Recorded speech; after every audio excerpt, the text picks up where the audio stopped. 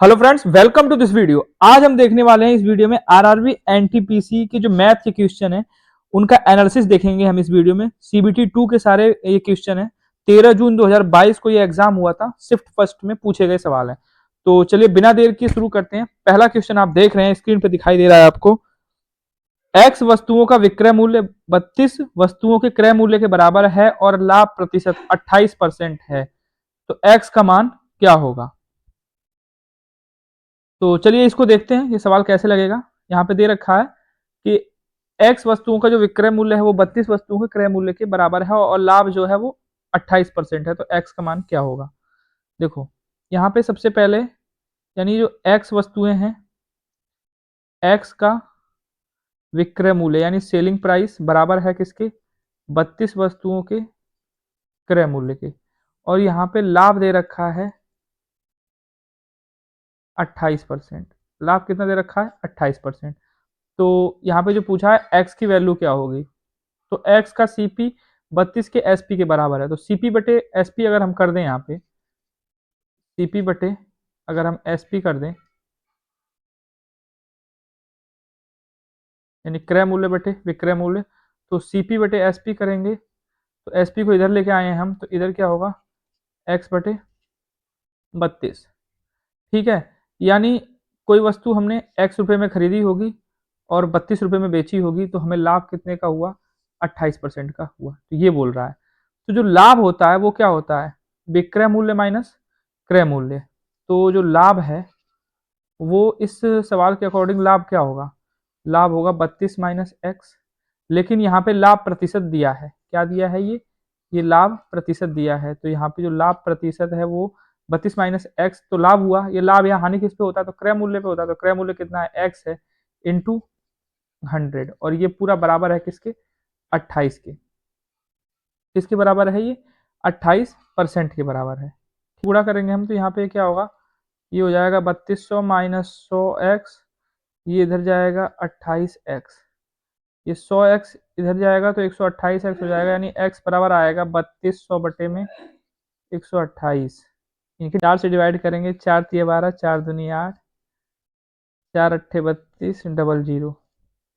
फिर 32 को 16 दूना 32, 16 पच्चे 80 यानी 50, ये 2 से डिवाइड करेंगे तो कितना आएगा, 25। यानी x की जो वैल्यू आई है वो आई है कितनी, 25 आई है। तो यहाँ पे कहने का मतलब ये है जो ऑप्शन नंबर डी है ये सही होगा, यानी 25 इसका x का मान होगा। यानी 25 वस्तुओं का जो विक्रय मूल्य है वो 32 वस्तुओं के क्रय मूल्य के बराबर होगा, तभी लाभ क्या होगा उसको, 28% का लाभ होगा। यानी x की जो वैल्यू आएगी वो कितनी आएगी, 25 यानी 25। अगला क्वेश्चन देखते हैं। नेक्स्ट क्वेश्चन दे रहा है, यदि sine theta plus 1/4 cosec theta बराबर 1 है और थीटा क्या है, 0 के बराबर भी हो सकता है, बड़ा भी हो सकता है, 90 से छोटा भी हो सकता है और बराबर भी हो सकता है, तो थीटा का मान निकालना है यहाँ पे। तो साइन थीटा का मान निकालना है। तो यहाँ पे हम चेक भी कर सकते हैं। देखो साइन 45, साइन 30, साइन 60, साइन 0 है। तो यहाँ पे जैसे दे रखा है कि sine theta plus 1/4 cosec theta बराबर, तो साइन कोसेक का उल्टा होता है, बराबर 1 है, तो थीटा की वैल्यू निकालनी है। तो साइन 45 अंश का मान कितना होता है, तो अगर साइन थीटा बराबर हम 45 अंश रखें तो साइन 45 अंश का मान होता है 1 बटा करड़ी में 2 प्लस 1/4 कोसेक थीटा होगा करड़ी में 2, यानी ऊपर आ जाएगा ये करड़ी में 2। तो इसको हम जोड़ेंगे तो 1 नहीं आएगा, इसका मतलब साइन 45 अंश का मान तो नहीं होगा। साइन 30 अंश का मान होता है कितना, 30 अंश को देखते हैं चेक करके। साइन 30 का मान होगा 1/2 प्लस 1/4 कोसेक 30, थीटा की जगह 30 है, कोसेक 30 का मान होगा 2, यानी इंटू 2, यानी ऊपर आ जाएगा ये 2, 2/4 यानी कितना आएगा ये, 1/2, यानी आधा और आधा यानी 1 आएगा। तो यही होगा ऑप्शन नंबर बी, यानी थीटा की वैल्यू क्या आएगी यहाँ पे, 30 अंश। आगे देखते हैं, अगला क्वेश्चन है ये क्वेश्चन है, यदि n मानो x1 x2 x3 dot dot xn में प्रत्येक में से 12 घटाया जाए तो परिणामी संख्याओं का योग 92 हो जाता है, मानव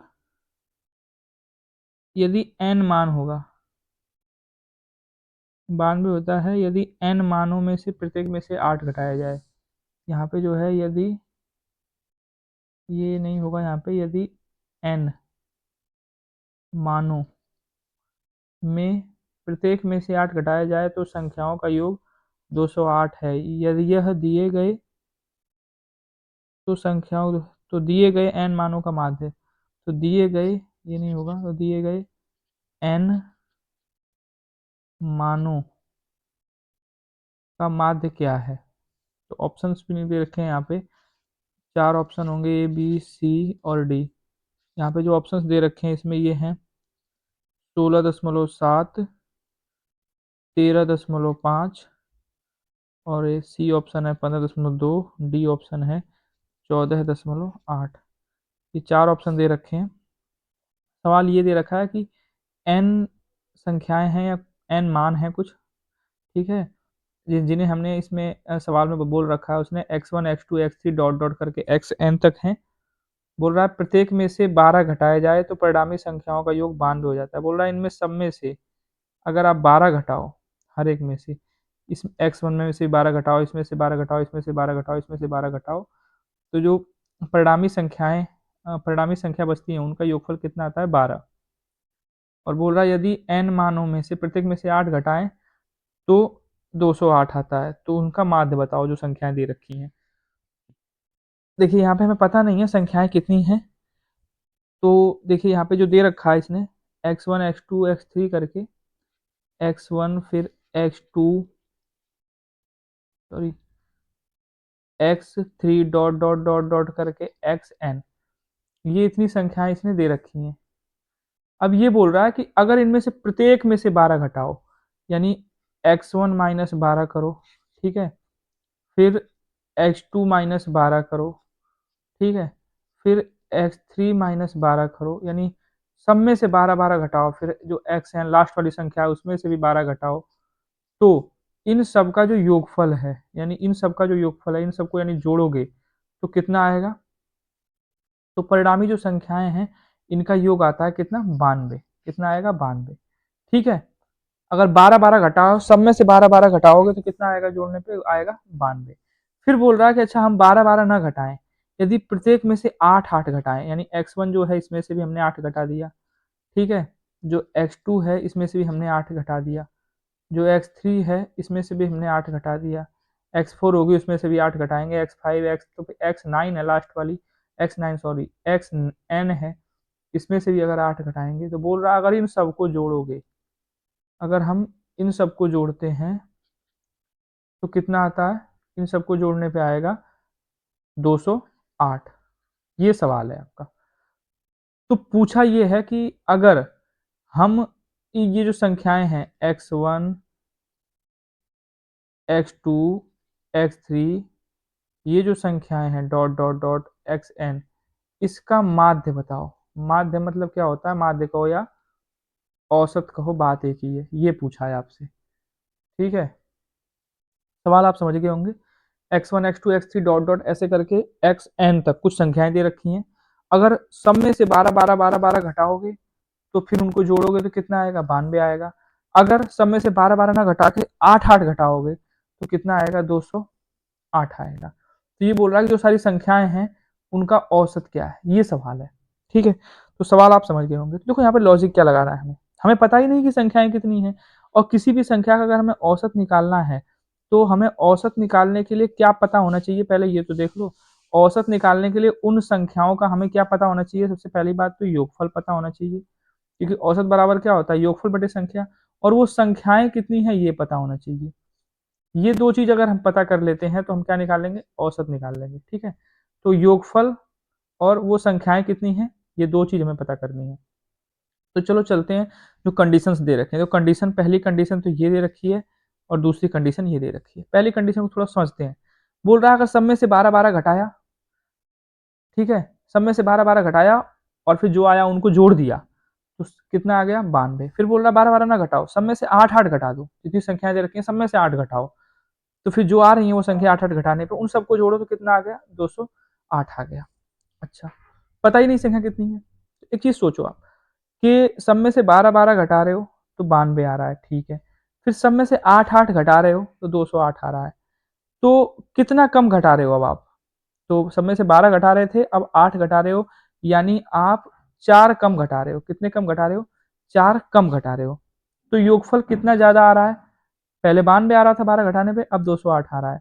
यानी 208 में से 92 माइनस करोगे कितना आएगा? 6। 10 में से 9 जाएगा 1, यानी 116। योगफल कितना आ गया? 116।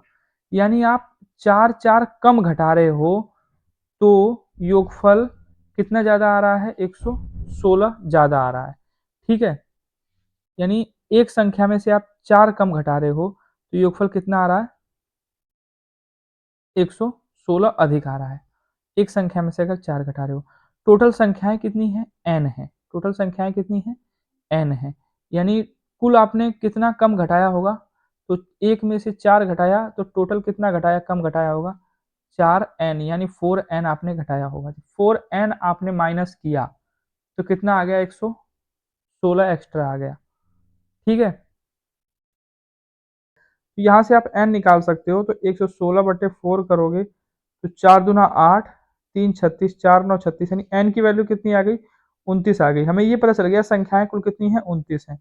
तो संख्या 29 है, और हमें औसत पता करने के लिए क्या पता करना होता है? योगफल और संख्या। ठीक है? औसत पता करने के लिए हमें क्या पता करना होता है? औसत और संख्या। अब देखो, यहाँ पे संख्याएं तुम्हें पता चल गई कितनी है? 29 है। अब हमें योगफल और पता करना है। तो देखो 29 संख्याएं हैं, ये तो पता चल गया। 29 संख्याओं में से इसने 12 12 घटाया था। चाहे 8 8 वाली कंडीशन को पकड़ लो, ये थोड़ा छोटा नंबर है 8। 29 जो संख्याएं हैं इसमें से इसने 8 8 घटाया था, तो 208 आया था। यानी कहने का मतलब ये है कि 208 आया था, इसने 8 8 घटाया था। तो अब 29 में से 8 8 घटाया होगा तो टोटल कितना घटाया होगा? तो 29 गुणे 8, यानी 8 से गुणा कर दो, 8 9 72, और 8 दूना 16, 16 6 22 और 1 23, यानी 232।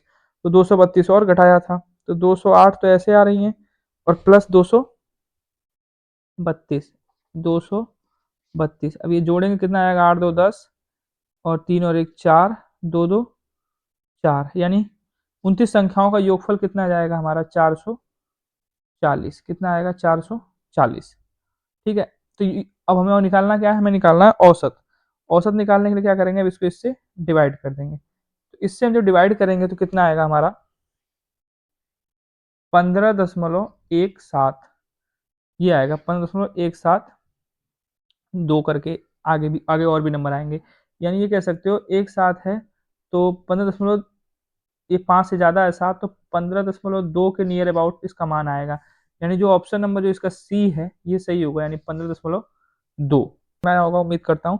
नहीं समझ में आया तो इस वीडियो को मतलब रोक के या फिर थोड़ा रिप्ले करके देख लो आप, समझ समझ के। आसान सा सवाल है, थोड़ा सा लॉजिक लगाना है। 2 कंडीशन दे रखी है, उन्हीं के आधार पे सवाल लग जाएगा पूरा। अगला सवाल देखते हैं। नेक्स्ट क्वेश्चन है हमारा, सरलीकरण का है। 2.06 माइनस 3.16 प्लस 4.59 माइनस 1.79। तो प्लस प्लस वाले सारे उठा लो, यानी 2.06, और ये प्लस कौन सा है? 4.59।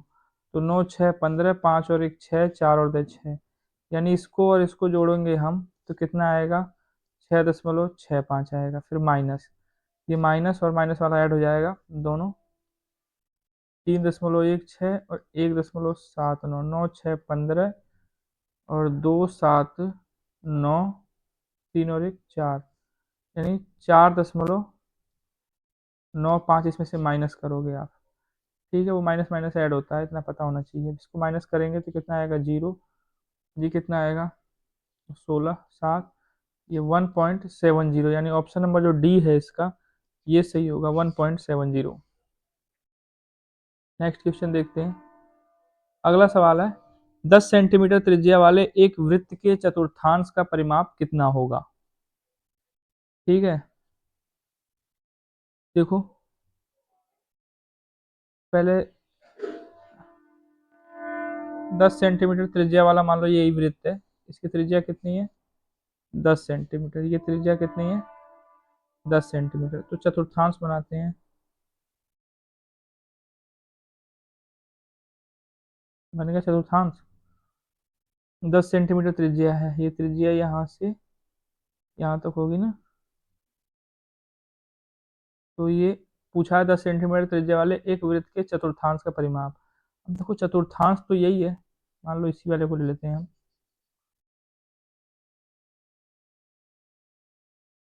ये चतुर्थांश है मान लो ना, तो परिमाप इसका क्या होगा, परिमाप, अच्छा परिमाप होता है क्या है, परिमाप मतलब बाउंड्री या परिधि।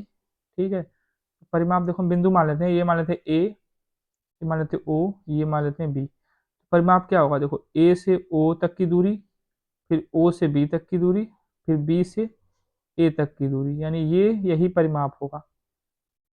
तो हमें पता है ये दूरी कितनी है, 10 है, ये कितनी है, 10 है, ये भी तो त्रिज्या ही होगी, तो 10 और 10 20, तो यही हो गया, तो 20 तो ये हो गया प्लस, अब ये वाली दूरी निकाल लेंगे, ये वाली जो दूरी है ए से लेके बी तक की जो वृत्त जो चाप है ए बी, ये निकाल लेंगे। तो ये दूरी निकालने के क्या करेंगे हम, पूरे वृत्त की परिधि निकाल के 4 से भाग दे देंगे, क्योंकि 1/4 भाग है ना ये, तो पूरे वृत्त की परिधि कितनी है, 2 पाई आर होगी वृत्त की परिधि, 2 पाई आर होगी वृत्त की परिधि। तो पाई का मान कितना है, 22/7 होता है, चलो वो बाद में रखेंगे। आर कितना है, 10 है, 10 है। अब हमें निकालनी किसकी, इसकी निकालनी है, तो बटे में क्या करेंगे, 4 कर देंगे, 2 से ये 2 डिवाइड, 2 दूनी 4 और 2 पचे 10, तो ये कितना आ गया, 5 पाई, यानी ये आ गया 5 पाई। पाई का मान कितना होता है, 22/7। चलो इसको हल कर लेते हैं, तो ये कितना हो जाएगा, 7 दूना 14, यानी 140 प्लस 5 दूना 10, 5 दूना 10 और 11 बटे में 7, ये कितना होगा, 250, 250 बटे में 7, 7 से डिवाइड करोगे, 7 या 21, 4 40 हो जाएगा, 7 पचे 35, 5 50, 7 सत्तर 35.7 करीब आएगा इसका, यानी जो इसका ऑप्शन नंबर ए है ये सही होगा, 35.7 सेंटीमीटर उस वृत्त के चतुर्थांश का परिमाप होगा जिसकी त्रिज्या कितनी है, 10 सेंटीमीटर है। यानी इसका ऑप्शन नंबर जो ए है ये सही होगा, 35.7 सेंटीमीटर। अगला क्वेश्चन देखते हैं, ये क्वेश्चन है अगला, ये भी सरलीकरण का सवाल है। 17.821 प्लस 178.21 माइनस क्वेश्चन मार्क बराबर 169.93, यानी इन दोनों को जोड़ना है, तो इन दोनों को जोड़ लेते हैं हम। 17.821 फिर 178.21, तो ये कितना आएगा, 1 3 10 का 0, 8 8 16 का 6 है 1, 2 7 2 9 1, 196.0, ये इन दोनों का ऐड करने पे कितना आ गया, 196.031 माइनस क्वेश्चन मार्क है, इसको हम एक्स मान लेते हैं, चलो ये 169.93, ठीक है, इसको उधर ले जाएंगे तो एक्स की वैल्यू कितनी आएगी, इसमें से घटा देंगे हम, यानी 196.031 में से 169.93 डिवाइड करेंगे, सॉरी माइनस करेंगे, तो कितना आएगा 1, 3 में से 3 गया 0, और ये कितना हो जाएगा, 10 में से 9 जाएगा 1, ये 15 में से 9 जाएगा 6, 8 2, यानी 26.101 करीब आएगा, तो नियर अबाउट में आएगा, तो इसका कितना होगा, 26 दे रखा है तो 26 होगा। सन्निकट मान इसका दे रखा है, पूछा भी है सन्निकट मान, में टाइप नहीं किया, तो इसका मान कितना आएगा, 26 आएगा। ठीक है, तो जो ऑप्शन नंबर इसका डी है यही सही होगा, 26। अगला क्वेश्चन देखते हैं,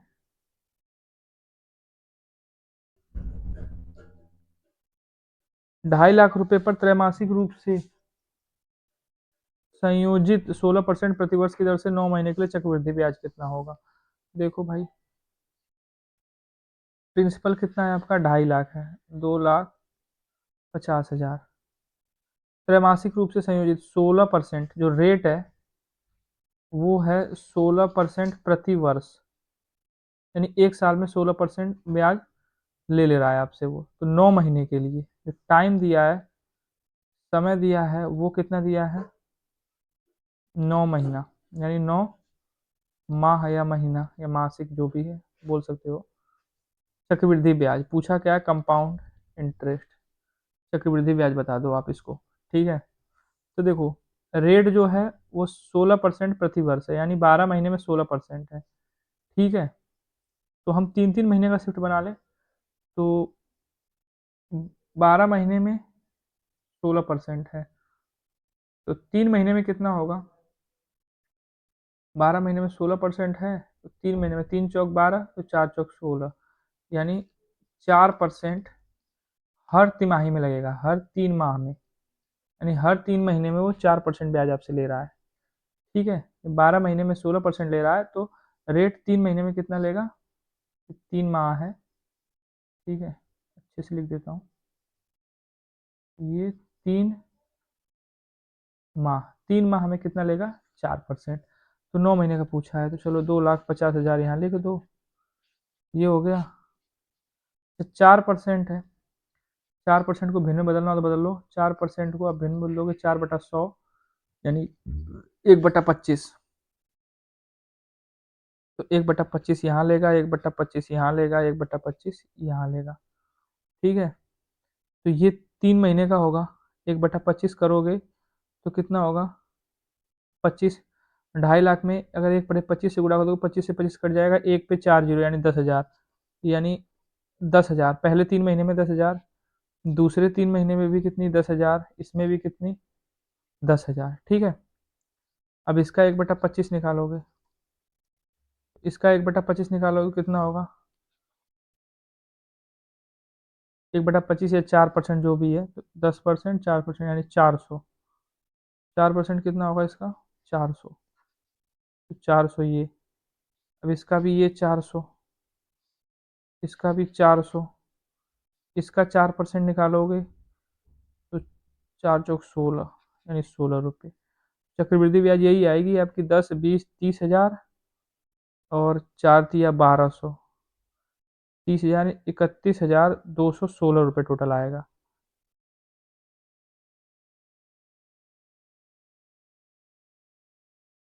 31,216 रुपये टोटल आपका आएगा, इन सबको ऐड कर लोगे आप, यही चक्रवृद्धि ब्याज है पूरी। देखो 10, 10, 20, 10, 30, 30,000 तो यही साधारण ब्याज, और 4 तिया 1200 ये हो गई, 31,200 तो यही हो गई 16 रुपये, ये यानी 31,216 रुपये आपकी चक्रवृद्धि ब्याज आएगी 9 महीने की, 16% प्रति वर्ष की दर से। इसी 16% प्रति वर्ष को हमने माह में बदला है, तो 3 माह में कितना होगा? 4%, तो 9 माह में कितना होगा? वही 3-3 माह का हमने निकाल दिया यहाँ पे। ठीक है, तो यही होगा आपका 31,216, यानी जो ऑप्शन नंबर बी है ये आपका सही होगा, 31,216 रुपये। अगला क्वेश्चन देखते हैं।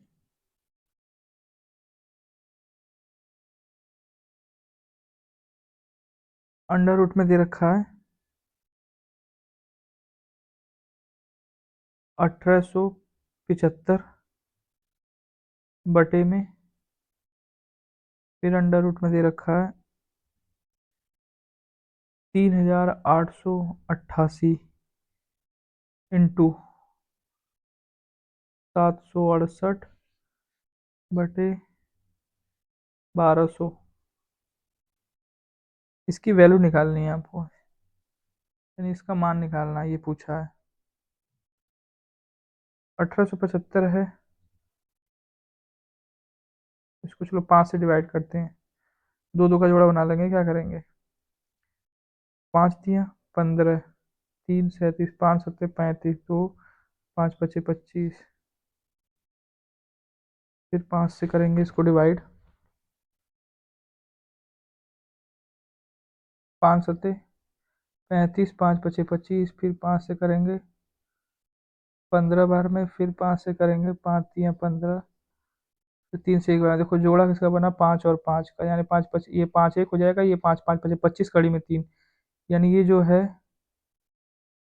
ये आएगा आपका 25 कड़ी में 3 बटे में। अब 3,888 उसका देखते हैं, यहीं पे कर देते हैं इसको मिटा के, 3888, ये 2 से कटेगा, 2 एक कम 2, नम 18, 2 8, दो दो सॉरी, 2 9 18, 2 7 14, 2 2 4, फिर 2 से काटो, 2 चौक 8, 2 8 16, 2 छक्का 12, फिर 2 दूना 4, 2 चौक 8, 2 तिया 6, 343, उधर से कर दे 243 है, 4 2 6 3 9, यानी 3 से कटेगा, 3 अट्ठे 24, 3 एकम 3, फिर 3 से 27 बार में, फिर ये जो 27 है, 3 से 9 बार में, फिर 3 से 3 बार में, फिर 3 से 1 बार में। तो यहाँ पे देखो जोड़ा क्या बन रहा है, एक ये बन गया, 1 2 2 2, और ये 1 3, और ये 1 3, यानी 2 दूना 4, या 12, या 36 कड़ी में 3, 36 कड़ी में 3। चलो कड़ी में 3 से कड़ी में 3 बाद में कट भी जाएगा। अब इधर देखते हैं, इसको कर देते हैं हम 768। तो करेंगे क्या होगा, 2 तिया 6, 2 अट्ठे 16, 2 चौक 8, 2 एकम 2, 2 9 18, 2 दूना 4, 2 9 18, 2 छक्का 12, 2 चौक 8, 2 अट्ठे 16, 24 दूना 48, 12 6, 2 तिया 6, ये फिर 3, एक ये जोड़ा बन गया, एक ये बना, एक ये बना, एक ये बना, यानी 2 2 2 2, 2 दूना 4, दूना 8, दूना 16 कड़ी में 3 होगा। ये कितना होगा, 16 कड़ी में 3, 1200 का कितना होगा, तो 1200 का तो होगा 400 गुणे 3, 4 तिया 12, 400 में क्या होता है 20, यानी ये हो जाएगा 20 कड़ी में 3, कड़ी में 3 से कड़ी में 3 सब हट जाएगा एक दूसरे से ये। तो यहाँ पे आगे क्या बचेगा, इसको हटा देते हैं थोड़ा,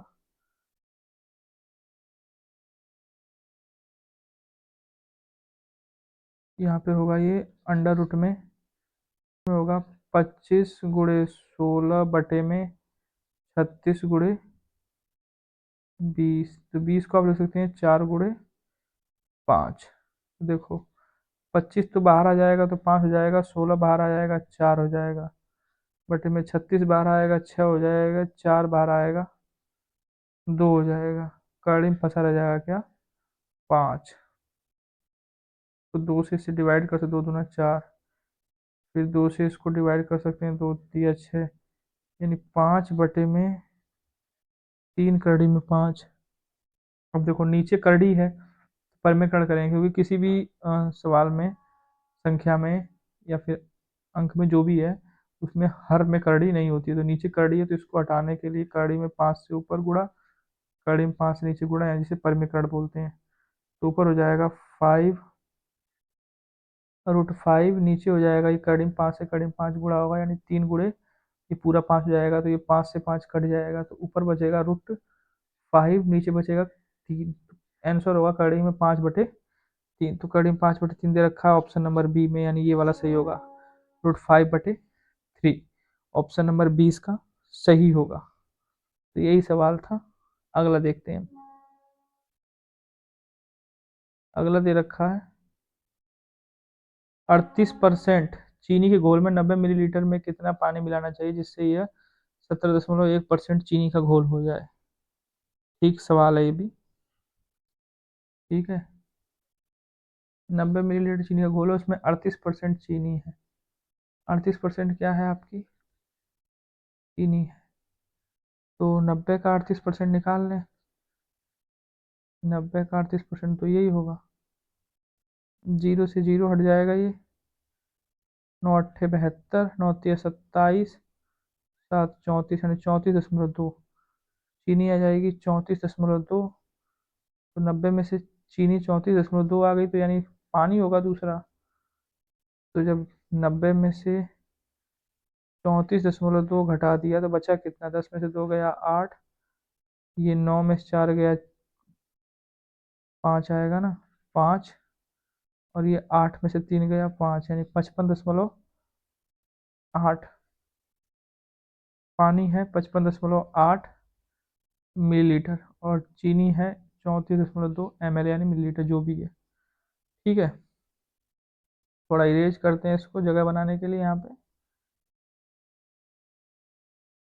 तो हमें ये बात समझ में आई कि 90 मिलीलीटर जो आपका घोल है उसमें 34.2 ml चीनी है, 55.8 ml क्या है, पानी है। अब बोल रहा है कि कितना पानी मिलाएं इसमें कि जिससे यह 17.1 चीनी का घोल हो जाए। यानी जो चीनी का घोल है वो कितना बनाना है, हमें 17.1 बनाना है। 34.2 ml ये चीनी है और 55.8 ये क्या है, पानी है।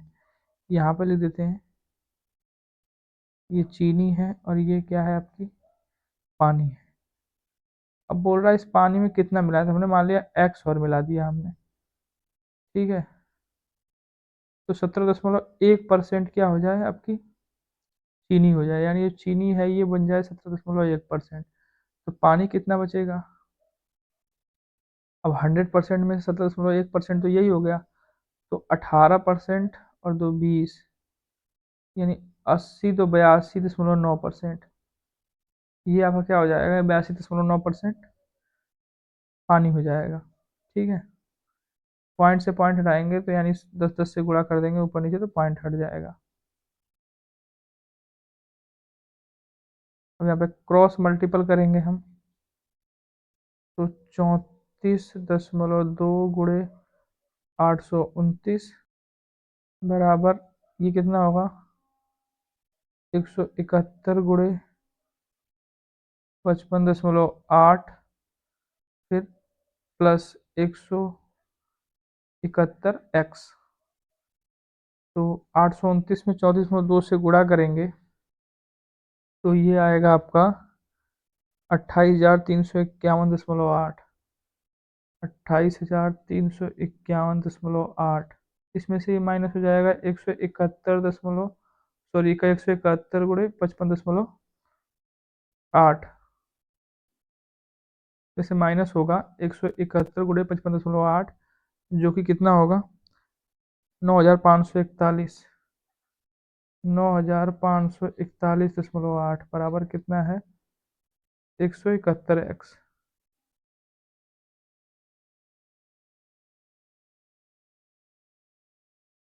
171x। तो इसमें से जब इसको माइनस करेंगे हम 28,351.8 में से 28,351.8 में से हम जो माइनस करेंगे 9,541.8, 9,541.8 तो ये आएगा 18,810। ये कितना आएगा, ये आएगा 18,810। फिर 171 से इसमें भाग देंगे तो x की वैल्यू आ जाएगी, तो ये कितना आएगा 110। यानी x की वैल्यू कितनी आ गई, हमने x माना क्या था, जो पानी हम मिला रहे हैं एक्स्ट्रा वही x माना था, तो वो कितना आ गया 110 ml। तो यानी जो इसका ऑप्शन नंबर ए है ये सही होगा 110 ml। बस कैलकुलेशन थोड़ी थी यहाँ पे और कुछ नहीं था सवाल में। नेक्स्ट सवाल की तरफ चलते हैं हम। ये सवाल बोल रहा है आपका ए और बी ऐसी संख्याएं हैं कि ए बी से 40% अधिक है। अच्छा, ए में 20% की कमी की जाती है और बी में 38% की वृद्धि की जाती है, तो ए और बी के कुल मान में कितने परसेंट की वृद्धि होगी। देखो भैया लगाते हैं इसको भी। ए और बी दो संख्याएं, ऐसी संख्याएं ए बी से 40% अधिक है। ठीक है, ए 40% अधिक है बी से, तो बी को मान लेते हैं 100। ए कितनी रही होगी, 40% अधिक है तो 140। अब बोल रहा है ए में 20% की कमी कर दो, तो ए में 20% की कमी करोगे तो 20% की जब इसमें कमी करोगे आप, ठीक है, -20% इसको करोगे तो 10% 14, 28 कम करोगे तो 28 कम करोगे तो 28 तो 30 यानी 112 हो जाएगी। और बी जो 100 है इसमें 38% की वृद्धि करते हैं, तो 38% की वृद्धि कर दोगे यानी प्लस 38% करोगे तो ये हो जाएगा 138। अब बोल रहा है ए और बी के कुल मान में कितने परसेंट की वृद्धि होगी। तो ए और बी का पहले कुल मान कितना था 140 और 100, पहले कितना था 240, अब कितना हो गया 138 और 112, 38 20 40 यानी 250। अब कितना हो गया ये, अब हो गया 250। तो वृद्धि कितने की हुई, वृद्धि हुई 10 की, किस पे, इसी 240 पे, परसेंट पूछा है ना तो इंटू 100, बस यही निकाल दो आप। ये जीरो से इस जीरो को चलो डिवाइड कर दो, तो यानी 100 बटे में 24% की वृद्धि हो गई, तो यहाँ पे 100 बटे में 24% कहीं दे नहीं रखा, तो क्या करें इसको, चलो 2 से डिवाइड करते हैं, 12 से ये 50, फिर 2 से 6 ये 25, 6 से 6 चौक 24, एक 4 सही 1 बटे, अरे कहाँ चला गया भाई, हाँ ये रहा, 4 सही 1/6%, 4 सही 1/6% की वृद्धि हो जाएगी, यानी ये ऑप्शन नंबर जो बी है ये सही होगा, 4 सही 1/6% की वृद्धि हो जाएगी। आसान सा सवाल था ये। अगले सवाल की तरफ चलें। 11 नंबर सवाल देखो ये रहा, तड़कता भड़कता एकदम आ गया। ठीक है, मैथ नहीं आएगी, मैथ सीख जाएंगे हम, बस प्रैक्टिस सेट में आप लगे रहो ऐसे ही। ठीक है, जैसे मैं सोचता हूँ वैसे ही सोचो, आ जाएगी। कैलकुलेशन की स्पीड धीरे धीरे बढ़ जाएगी, धीरे धीरे करते करते। ठीक है, चलो देखो क्या है ना, ट्रिक व्रिक कुछ नहीं होती यार, लॉजिक होता है, लॉजिक समझोगे तो सब समझ में आएगा। ट्रिक आज याद करो कल भूल जाएगा, लॉजिक एक बार पकड़ ली ना 10 साल बाद भी कोई सवाल लगवाएगा, लगा दोगे तुरंत। बाकी एक दो सवाल में थोड़ा बहुत ट्रिक और सूत्र याद कर लेना होता है। देखो ये दे रखा है, एक लंब वृत्तीय बेलन के आधार की त्रिज्या और ऊंचाई का अनुपात 3:2 है, इसका आयतन 19,404 घन सेंटीमीटर है, तो बेलन का वक्र पृष्ठीय क्षेत्रफल कितना है। पृष्ठीय नहीं होता है ये होता है पृष्ठीय। ठीक है, वक्र पृष्ठीय, ये सब टाइप करने में गलती हुआ है, वक्र पृष्ठीय क्षेत्रफल कितना होगा, यानी सरफेस एरिया पूछा है। ठीक है, अच्छा बेलन का जो वक्र पृष्ठ होता है ना, देखो बेलन होता क्या है, देखो बेलन ये है मान लो। ठीक है, इतना अच्छा बना नहीं पा रहा हूँ, पाइप देखा होगा आपने, वही बेलन होता है। ठीक है, ये सेंटर पॉइंट है इसका, इसको मिला दिया, ये जो इसकी ये क्या है, हाइट है। ठीक है, और ये त्रिज्या हो जाएगी। तो एक लंबी वृत्तीय बेलन की आधार की त्रिज्या, यानी त्रिज्या जो है ये आर, त्रिज्या आर, और हाइट, हाइट क्या है एच, त्रिज्या और हाइट का अनुपात 3:2 दे रखा है, यानी त्रिज्या 3 है, हाइट कितनी है 2 है। बात समझ पा रहे हो, त्रिज्या इसकी दे रखा है बेलन के आधार की त्रिज्या, आधार की त्रिज्या बोलो या ऊपर की जो भी है सेम होती है, ये त्रिज्या अगर 3 है तो हाइट कितनी होगी इसकी 2 होगी, और आयतन दे रखा है इसका 19,404 घन सेंटीमीटर। देखो बेलन का जो आयतन होता है ना, आयतन को हम वी से डिनोट करते हैं, वॉल्यूम आयतन को, बेलन का जो आयतन होता है ये होता है पाई आर स्क्वायर एच।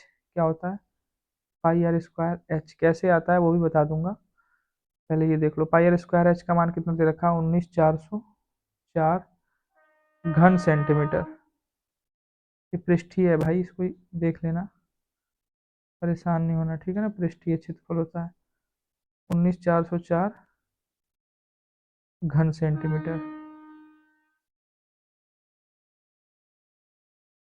ठीक है, तो बेलन का आयतन दे रखा है ये। अब देखो आपको बता देता हूँ आयतन क्या होता है, वक्र पृष्ठ क्या होता है। देखो ये हमने बना दिया एक बेलन। अच्छा, आपने चूड़ी की दुकान पे जाके देखना आप पहले, या चूड़ियों को देखना कैसे से इकट्ठा करते हैं। जैसे मान लो ये चूड़ी है, चूड़ी के ऊपर चूड़ी के ऊपर चूड़ी के ऊपर चूड़ी ऐसे रखते हैं ना, चूड़ी के ऊपर चूड़ी, चूड़ी के ऊपर चूड़ी, तो आप देखोगे एक बेलन जैसा बन जाता है वो।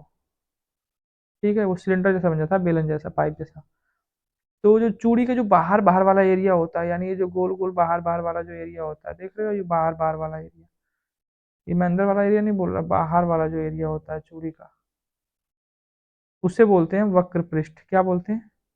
वक्र पृष्ठ। यानी जो बाहर जो सितारे लगे होते हैं चूड़ी किनारे किनारे, वक्र पृष्ठ बोलते हैं उसे। आयतन क्या होता है?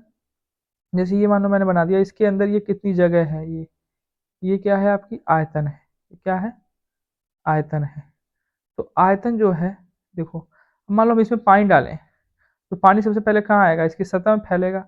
सतह में फैलते फैलते फैलते फैलते पूरा ऐसे भरेगा ना, तो सतह में फैलेगा। तो आपको पता है सतह जो है इसका क्षेत्रफल क्या होगा? पहले सतह में आएगा ना पानी, तो जो सतह है इसका क्षेत्रफल क्या होगा? देखो बात समझना, ये आयतन पकड़ रहे हैं अभी हम। तो सतह का क्षेत्रफल क्या होगा? सतह किसके बराबर है? एक जो वृत्त है, वृत्ताकार है ना सतह, तो वृत्त का क्षेत्रफल ही तो होगा जो सतह होगा वो। तो वृत्त का क्षेत्रफल होता है पाई आर स्क्वायर। और ये पानी भरते भरते भरते भरते कहाँ तक जाएगा? एच ऊंचाई तक जाएगा। कहाँ तक जाएगा? एच ऊंचाई तक। तो पाई आर स्क्वायर इंटू एच, यानी पाई आर स्क्वायर एच हो जाएगा क्या इसका? आयतन। देखो यही तो हमने लिखा है, पाई आर स्क्वायर एच। ठीक है। और वक्रपृष्ठ जो होता है वो बाहर वाला होता है, जो चूड़ी का बाहर वाला हिस्सा होता है ना, वो वक्रपृष्ठ होता है, बाहर बाहर वाला जो दिखता है गोल। तो बाहर वाला जो होता है ये परिधि होती है, इसे क्या बोलते हैं? परिधि बोलते हैं। तो परिधि क्या होती है? 2 पाई आर। वृत्त की परिधि क्या होती है? 2 पाई आर। और ये परिधि कहाँ तक है? नीचे तक है ना पूरा, एच, यानी 2 पाई आर एच। यानी वक्र पृष्ठ का क्षेत्रफल क्या होता है? 2 पाई आर एच। संपूर्ण पृष्ठ पूछ देगा, तो संपूर्ण पृष्ठ में क्या होगा? वक्र पृष्ठ प्लस ये पूरा क्षेत्रफल और ये क्षेत्रफल। तो ये क्षेत्रफल क्या होगा? पाई आर स्क्वायर। ये भी क्या होगा? पाई आर स्क्वायर। तो 2 पाई आर स्क्वायर इसमें ऐड कर दोगे, वही कॉमन लोगे, तो 2 पाई आर ब्रैकेट में एच प्लस आर होता है। तो वो संपूर्ण पृष्ठ का क्षेत्रफल होता है। तो यहाँ पे संपूर्ण पृष्ठ की बात नहीं है, यहाँ पे वक्र पृष्ठ और आयतन यही दो दे रखा है। ठीक है, तो इतने में हम निपट लेते हैं। तो देखो आयतन दे रखा है 19,404, यानी यहाँ से आपको क्या निकालना है? रेडियस निकालनी है, त्रिज्या निकालनी है। तो यहाँ पे दे रखा है रेडियस और हाइट जो दे रखा है 3 और 2। तो पूछा है वेलन का वक्र पृष्ठ क्या होगा। तो हम मान लेते हैं त्रिज्या हो जाएगी 3x और हाइट हो जाएगी 2x। तो यहाँ पे जो पाई है, तो पाई को हम पाई रहने देते हैं। पाई आर स्क्वायर है, तो आर 3 का स्क्वायर कितना होगा?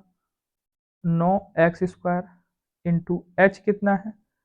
2x, बराबर 19,404।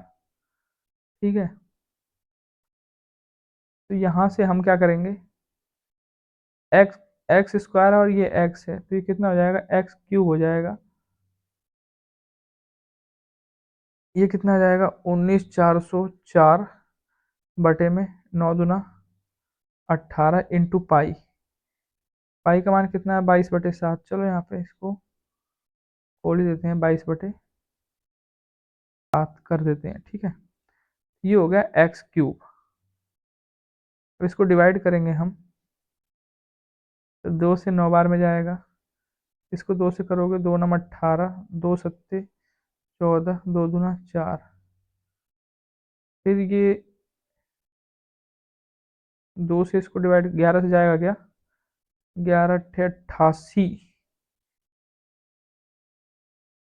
2×7=9, 90। हाँ 11 से जाएगा, 11×2=22। ये 11×8=88, 2×90=7=9, 90, 11×8=88, 11×2=22। ठीक है। फिर ये 2 से डिवाइड करो इसे, 2×4=8, 2×4=8, 2×1=2। फिर 3 से, 3×3=9, 3×1=3, 3×4=12, 2×21, 3×7=21। फिर 3 से जाएगा, डिवाइड होगा ये, 3×4=12, 3×9=27, यानी 49×7। यानी एक्स क्यूब का मान कितना आ गया? 49×7। तो एक्स की वैल्यू कितनी हो जाएगी? 7, क्योंकि क्यूब रूट हो जाएगा ना इस पे। तो एक्स की वैल्यू कितनी आ गई? 7। अब बेलन का वक्र पृष्ठ क्षेत्रफल पूछा है। वक्र पृष्ठ का क्षेत्रफल हमने भी बताया था, वो क्या होता है? 2 पाई आर एच। तो 2 पाई का मान कितना है? 22/7। आर का मान कितना है? अब देखो आर का मान हमने कितना माना है? 3x। 3x, x का मान कितना आ गया आपका 7, तो 7 दिया 21, r कितना आ गया 21 और हाइट 2x यानी 2 सत्ते 14, यानी हाइट 14 आ गई। तो r रेडियस कितना है 21 और h हाइट कितनी है 14, तो 7 से डिवाइड हो जाएगा, 7 दिया 21, अब इसका मल्टीपल कर लो, जो आएगा वही आपका सरफेस एरिया होगा, यानी वक्रपृष्ठ का, सॉरी वक्रपृष्ठ का क्या होगा, वो क्षेत्रफल होगा। तो 22 दूना 44 और 44 दिया 3 चौक 12, 3 चौक 12 और 13, 132 गुणे 14, 4 दूना 8, यानी 1848 जो होगा ये आपका सही आंसर होगा, 1848 वर्ग सेंटीमीटर। तो यानी ऑप्शन नंबर 20 का क्या होगा, सही होगा, 1848 वर्ग सेंटीमीटर। आगे देखते हैं, ये अगला क्वेश्चन है 36 भागे ब्रैकेट में है 8 दिया 24, ब्रैकेट हट जाएगा, फिर माइनस, बड़े ब्रैकेट में है 3 भागे 4 गुणे, फिर 3 गुणे 4 भागे 5 में से 9 जाएगा, तो 5 4 9 यानी -4, ठीक है। फिर 36 भागे 24 माइनस, ये होगा भाग है ना, 4 में 4 से भाग जाएगा तो -1 आएगा, -1 में 3 से गुणा करोगे तो कितना आएगा, ये माइनस, ये आ जाएगा पूरा -3, ये -3 आ जाएगा, -3 में 4 से गुणा करोगे बाहर तो -3 और 4, ये आ जाएगा पूरा -12। अब 3 भागे -12 करोगे, 3 चौक 12 यानी -1/4 आ जाएगा।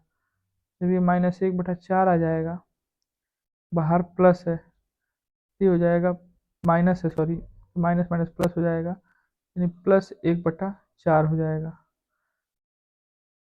तो ये 36 भागे 24 +1/4 हो जाएगा, तो ये कितना हो जाएगा, 12 दूना 24, 12 तिया 36, यानी 3/2 +1/4। तो इसका एलसीएम लोगे तो कितना आएगा, 2 दूना 4 है प्लस 1 यानी 7/4, तो 4 एकम 4, 3 30, 4 सत्ते 28, 2 4 1.75, 1.75 किसके किसके बीच में है, 1.75, 1.6 और 1.9 के बीच, यानी ऑप्शन नंबर डी इसका सही होगा। आगे देखते हैं, अगला क्वेश्चन है, पूछ रहा है मध्यानुपाती मध्यानुपाती पूछा है आपसे,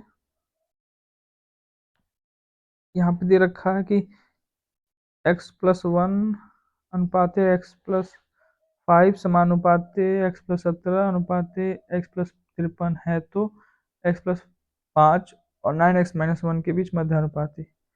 मध्यानुपाती निकालने का फॉर्मूला, इसे मान लो x और y दो संख्याएं हैं, इसका मध्यानुपाती निकालना है आपको। तो अंडर रूट क्या होता है, एक्स वाई, यही फॉर्मूला होता है। तो इन दोनों को निकालना है, तो इन दोनों का गुणा हो जाएगा अंडर रूट में, तो एक्स की वैल्यू पता होनी चाहिए ना। तो एक्स की वैल्यू चलो पता करते हैं। तो एक्स की वैल्यू पता करने के लिए ये जो दे रखा है कंडीशन, उसको देखते हैं क्या लिख रखा है, x/5 बराबर 17 x+53, गुणा करेंगे तो ये गुणा होगा सब, ये कितना होगा, x² प्लस एक्स, फिर 53x प्लस 53 बराबर x² plus 17x plus 5x plus 85। तो ये एक्स स्क्वायर से एक्स स्क्वायर हट जाएगा, ये 17x है। ये कितना होगा, 53 और से 54x। इधर कितना x है, 17, 5 22, 17 3 20, 2 22, 22x इधर आ जाएगा, -22x। इधर 85 है, इधर कितना आ जाएगा, 53।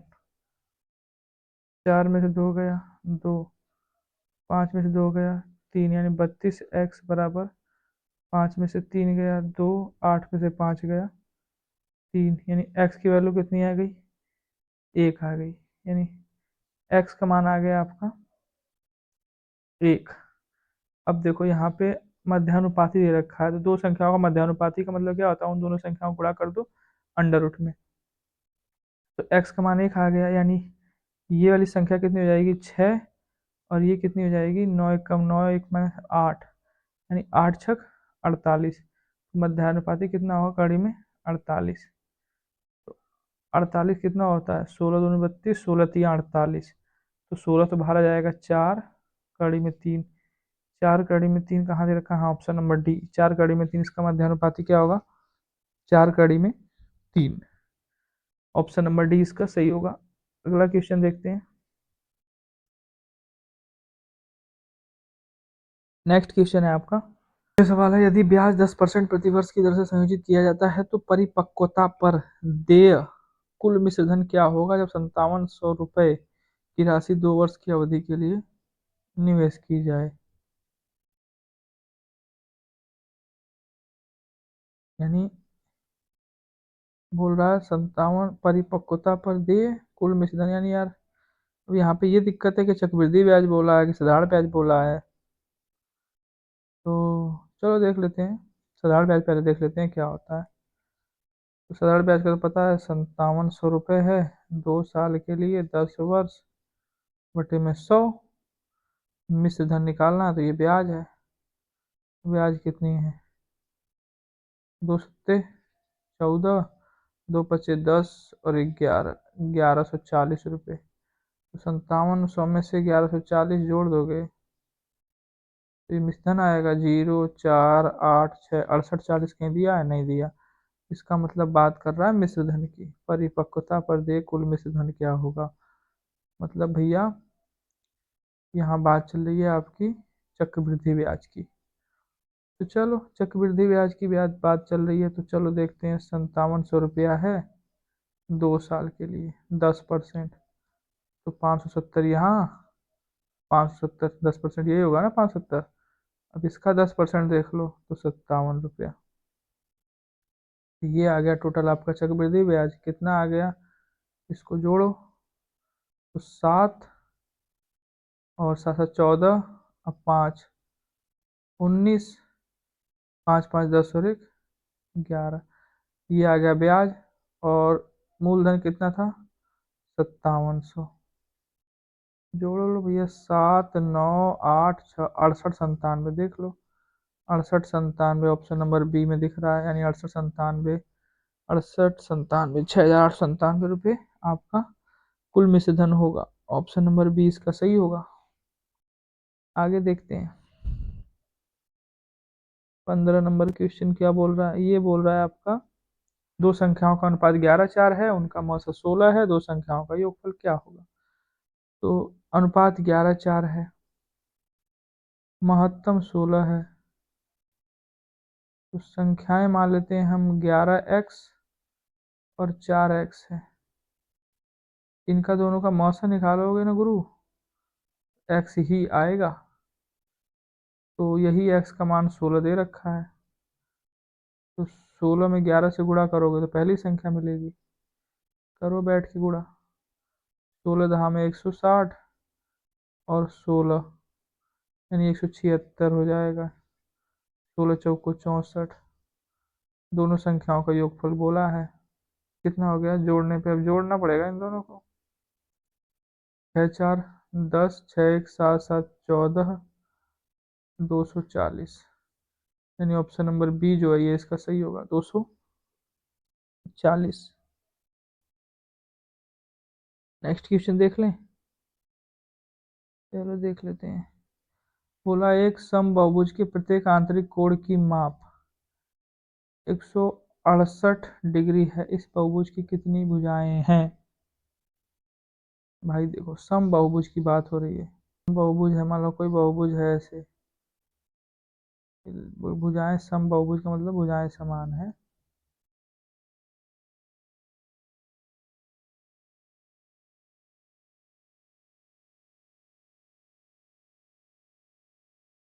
ठीक है, समबाहुभुज है, मान लो इसकी भुजाएं ए पॉइंट है, A B C, sorry D,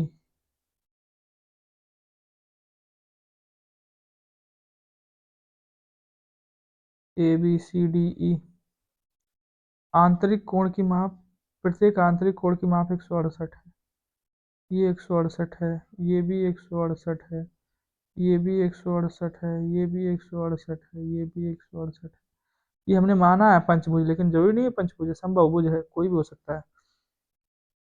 ठीक है, तो कितनी भुजाएं होंगी, यानी भुजाओं को हमें एन से मानते हैं, यानी कितनी भुजाएं, कितनी भुजाओं वाला ये बहुभुज है। ठीक है भाई, तो यहाँ पे देखो आंतरिक कोण दे रखा है 168। ठीक है, लेकिन अगर बहिष्कोण अगर दिया होता ना, मान लो बहिष्कोण हम मान लेते हैं थीटा, अगर इस बहुभुज का बहिष्कोण दिया होता तो भुजाएं जो है ना, जिसे हम एन से दिखाते हैं भुजाएं, वो कितनी होती, वो हो जाती, भुजाओं की जो संख्या है वो हो जाती 360 बटे थीटा। कितनी हो जाती, 360 बटे थीटा, ये याद रखना आप। अगर किसी बहुभुज का, अगर कोई बहुभुज है, उसके बहिष्कोणों की वैल्यू दे रखी है, यानी बहिष्कोणों का मान दे रखा है, जो भी दे रखा होगा बहिष्कोण का मान, हमने यहाँ पे थीटा मान लिया, तो उस बहुभुज में कुल कितनी भुजाएं होंगी, तो जो बहिष्कोणों का एंगल दे रखा है उस एंगल से 360 में आप क्या करना, भाग दे देना, यानी 360 बटे थीटा। लेकिन यहाँ पे बहिष्कोण का मान नहीं दे रखा भैया, आंतरिक कोण का मान दे रखा है 168। तो आप हमें एक चीज बताओ, चलो यही वाला पकड़, ये वाला पकड़ लें, ये वाला पकड़ लिया, चलो सी वाला 168 है ना। अब देखो अगर इस रेखा को हम आगे बढ़ा दें ऐसे, अगर ये 168 है तो ये कितना होगा, देखो ये पूरी रेखा है, तो पूरा कितना होगा, 180 होगा, पूरा तो 180 होगा ना। और जब यही 168 है तो ये वाला कितना होगा, 180 में से 168 घटा दोगे तो 168 दो 70, यानी 80, यानी 12, ये वाला कितना होगा, 12। जब ये 22 कोण इसका 12 होगा तो सारा 22 कोण 12 होगा, हर एंगल का 22 कोण 12 होगा ना इसके, इस बहुभुज के। तो यानी 22 कोण हमने पता कर लिया दिमाग लगा के, कितना आ गया, थीटा का मान 12। तो भुजाएं जो हैं वो कितनी आ जाएंगी, 360 बटे थीटा, यानी कि इस बहुभुज में कितनी भुजाएं हैं, 360 बटे 12, यानी 12 तिया 36, यानी 30 भुजाएं हैं। ये जो समबाहुभुज बना है इसमें कुल कितनी भुजाएं हैं, 30 भुजाएं, यानी डी, ऑप्शन नंबर डी इसका सही होगा। ठीक है, आगे देख लें अगला क्वेश्चन। ये याद रखना आप, अंतःकोण दिया होगा, आंतरिक कोण दिया होगा, तो बहिष्कोण निकाल लेना। भुजाओं की संख्या क्या होती है, 360 बाई, क्या बोल रहा है, बोल कुछ नहीं रहा, लिखा हुआ है, लिखा है यहाँ पे आपका 5.2 गुणे 5.2 माइनस 2.7 गुणे 2.7, इसके पूरे के बटे में है 7.9 इंटू 2.5, इसकी आपको वैल्यू बतानी है। ठीक है, देखो तो ये ए स्क्वायर हो जाएगा, मतलब स्क्वायर के रूप में हो जाएगा, 5.2 का स्क्वायर हो जाएगा। ठीक है, ये 2.7 का स्क्वायर हो जाएगा, बटे में क्या है 7.9 इंटू 2.5।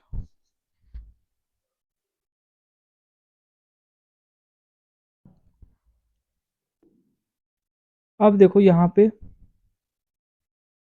ए स्क्वायर माइनस बी स्क्वायर है, तो पता है ए स्क्वायर माइनस बी स्क्वायर बराबर क्या होता है, एक ब्रैकेट में जोड़ दो, एक ब्रैकेट में घटा दो, यानी ए प्लस बी और ए माइनस बी हो जाएगा ब्रैकेट में। तो ए प्लस बी करेंगे 5.2 और 2.7, चलो ऐसे लिख ही देते हैं, 2.7 एक ब्रैकेट में, दूसरे में 5.2 माइनस 2.7। ठीक है, ए प्लस बी ए माइनस बी, नीचे है 7.9 2 इंटू 2.5, अब ये कितना होगा, 7.9 हो जाएगा ऊपर, इंटू ये 502 में से 2.7 जाएगा, तो 12 में 7 गया 5, 4 में से 2 गया 2, ये 2.5 हो जाएगा, नीचे भी इतना ही है, तो यानी ये इससे कट जाएगा और ये इससे कट जाएगा, ठीक है, तो ये कितना आ जाएगा, 1 आ जाएगा, यानी सब डिवाइड हो जाएगा एक दूसरे से, तो कितना आएगा 1, यानी इस पे जो ऑप्शन नंबर आपका बी है ये सही होगा। 1.0 बोलो या 1 बोलो, बात एक ही है, ठीक है। अगला क्वेश्चन देखते हैं, 19 नंबर क्वेश्चन बोल रहा है,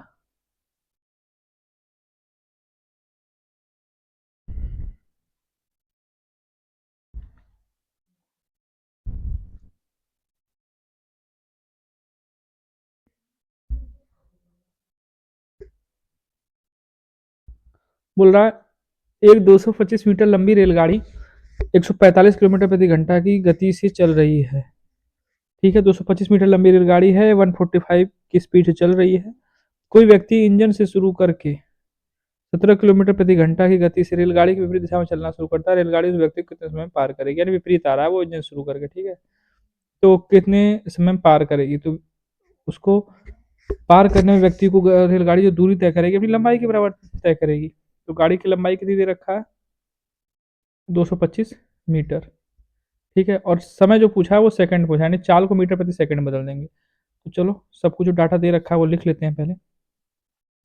गाड़ी की लंबाई 225 मीटर, ठीक है, रेलगाड़ी की चाल जो है यानी रेल की चाल वो कितनी है 145 किलोमीटर प्रति घंटा, और जो व्यक्ति है जो आदमी आ रहा है उसकी चाल कितनी है 17 किलोमीटर प्रति घंटा। अब एक दूसरे के विपरीत आ रहे हैं तो सापेक्ष चाल निकाल लेंगे, ठीक है, जो सापेक्ष चाल है, तो एक दूसरे के विपरीत आ रहे हैं तो चाल क्या होगी, जुड़ जाएगी, ठीक है, अगर एक दिशा में जाती है तो चाल क्या होती है, घट जाती है, तो यहाँ पे चाल जुड़ेगी, तो 145 और 17 कितना होगा, और ये कितना होगा 40 50 यानी 162, कितना होगा 162 किलोमीटर प्रति घंटा। देखो आंसर सेकंड में लेके आना है, ठीक है, आंसर सेकंड में लेके आना है, तो इसको किलोमीटर प्रति घंटा को मीटर प्रति सेकंड बदलेंगे, यानी 5/18, 6 2 8 1 9, तो 9 से कटेगा ये, 9 दूना 18, ये 9 1 कम 9, 9 अट्ठे 72, फिर 2 से कटेगा 9 बार में, यानी 9 पचे 45, यानी सापेक्ष चाल जो आएगी वो 45 मीटर प्रति सेकंड आएगी, ठीक है, तो पूछा है कितना समय लेगी उस व्यक्ति को पार करने में, तो समय बराबर क्या होगा, चाल बराबर दूरी बटे समय, तो समय बराबर दूरी बटे चाल, दूरी कितनी चलेगी, दूरी चलेगी 225 मीटर, यानी अपनी लंबाई के बराबर, और चाल कितनी है 45, तो 15 तिया 45 और 15 का वर्ग होता है, फिर 3 से काटोगे ये 5 बार में, यानी जो समय आएगा वो कितना आएगा 5 सेकेंड, कितना आएगा समय 5 सेकेंड आएगा, यानी ऑप्शन नंबर बी जो है इसका ये सही होगा, 5 सेकेंड। अगला क्वेश्चन देख लेते हैं, बोल रहा है ए एक कार्य के 66 सही 2/3% को 8 दिन में कर सकता है, बी ए से 40% कम दक्ष है, दोनों एक साथ 5 दिनों तक कार्य करते हैं और फिर दोनों काम छोड़ देते हैं, अच्छा, सी शेष कार्य को 6 दिनों में पूरा करता है, ए और सी मिलकर मूल कार्य को कितने दिनों में पूरा कर सकते हैं, तो चलिए इसको लगाते हैं हम, धैर्य बना के बैठे रहिए आप लोग, दिल थाम के बैठिए, सवाल हम लगाते हैं यहाँ पे, ठीक है, देखो भैया बोल रहा है ए है, कोई काम है उसका 66 सही 2/3%, इसको हम 66 सही 2/3% को हम 200/3% बोल सकते हैं, ठीक है ना, ए किसी काम के 200/3% जो हिस्सा है उसको करता है 8 दिन में, कितने दिन में करता है 8 दिन में, तो यहां से हम ये पता कर लेंगे कि जो पूरा काम है वो कितना होगा, पूरा काम तो 100% होगा ना, तो जब 200/3% काम हो रहा है 8 दिन में, तो 100% काम यानी पूरा काम कितने दिनों में होगा, तो 8/200 इंटू 3 इंटू 100, तो 100 से 2 बार में जाएगा, 2 चौक 8 यानी 4 तिया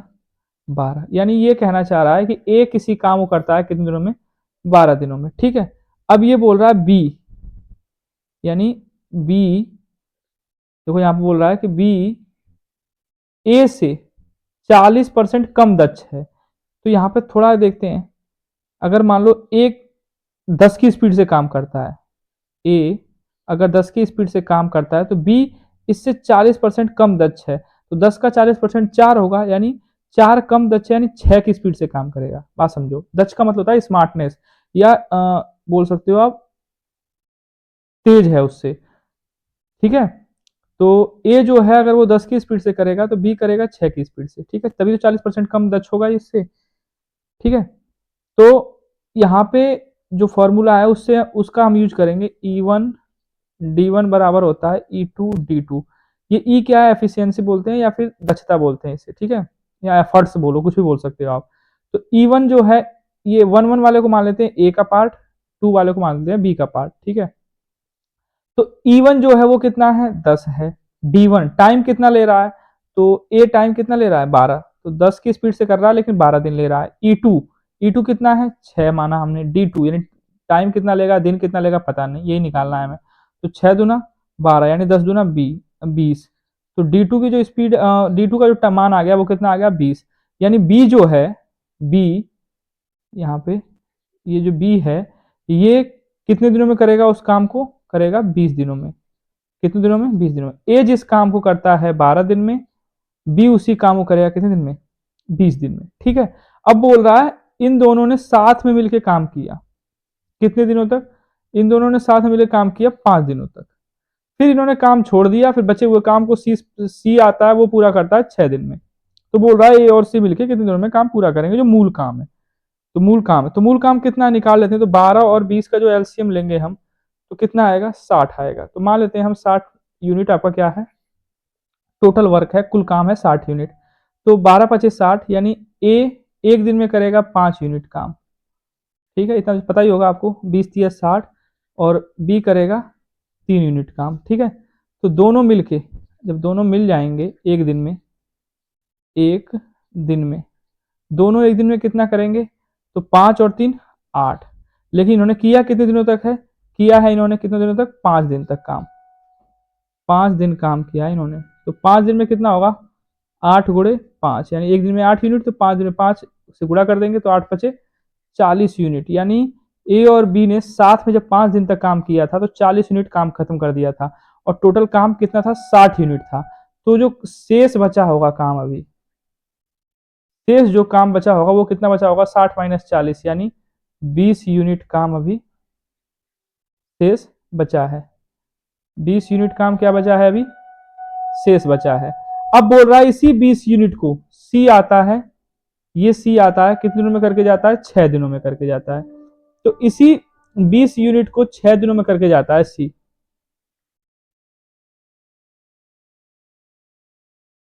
इसी 20 यूनिट को सी आता है 6 दिन में करता है, यानी 20 यूनिट काम करता है वो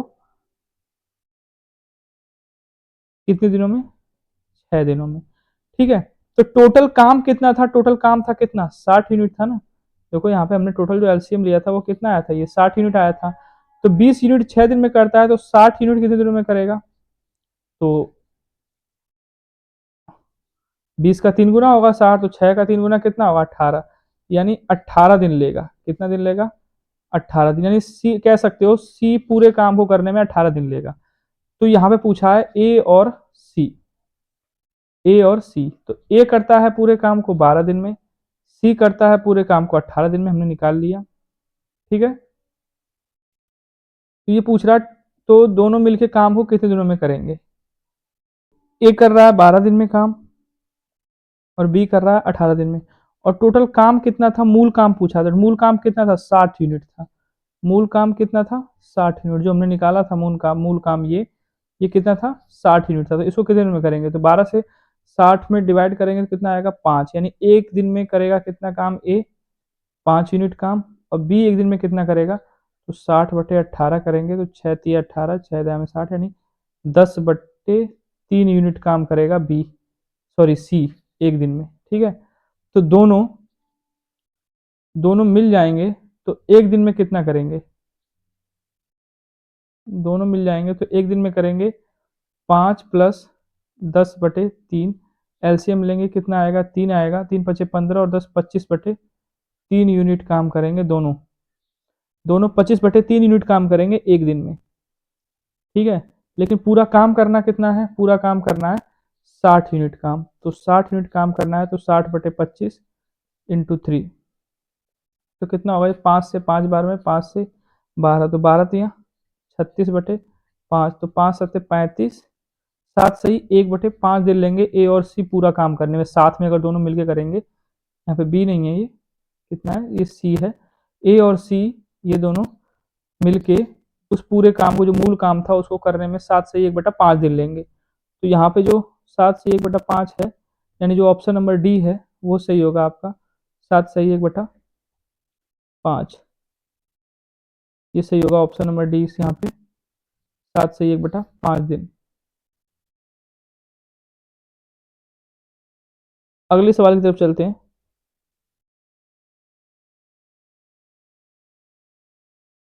ये दे रहा सवाल में, अगला सवाल दे रहा है एक समकोण त्रिभुज का क्षेत्रफल क्या है जिसकी भुजाएं 10 24 26 हैं। कोई समकोण त्रिभुज है,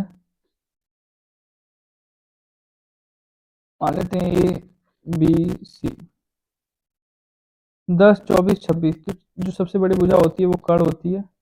ये दोनों कोई सी भी हो जाएंगी, 24 ये मान लो, 10 इसको मान लो, ठीक है। तो इसका क्षेत्रफल पूछा है, तो 1/2 आधार गुणे ऊंचाई होता है, उससे ही लगा दो आप। त्रिभुज का जो क्षेत्रफल होता है half into base into height, तो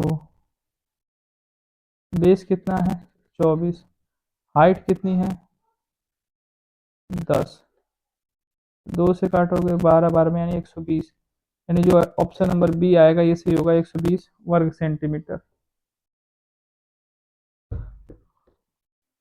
देखते हैं अगला सवाल। कुछ सवाल बहुत ही हल्के हैं, लेकिन कुछ सवाल ऐसे हैं जो घुमा देंगे आपको। देखते हैं, ये है एक शंक्वाकार मकबरे का आकार, कोई शंक्वाकार मकबरा है, ठीक है। उसका आधार का जो क्षेत्रफल है 616 वर्ग मीटर है, ऊंचाई 48 मीटर है, वक्र पृष्ठ क्षेत्रफल इतना है। अब वक्र पृष्ठ क्षेत्रफल पर 150 रुपये प्रति वर्ग मीटर से प्लास्टर करने की लागत कितनी है, यानी वक्र पृष्ठ का जो क्षेत्रफल है वो निकाल के 150 से गुणा कर देना है। तो देखो शंकु आकार है, ये मान लो शंकु है, थोड़ा अच्छा सा बनाते हैं।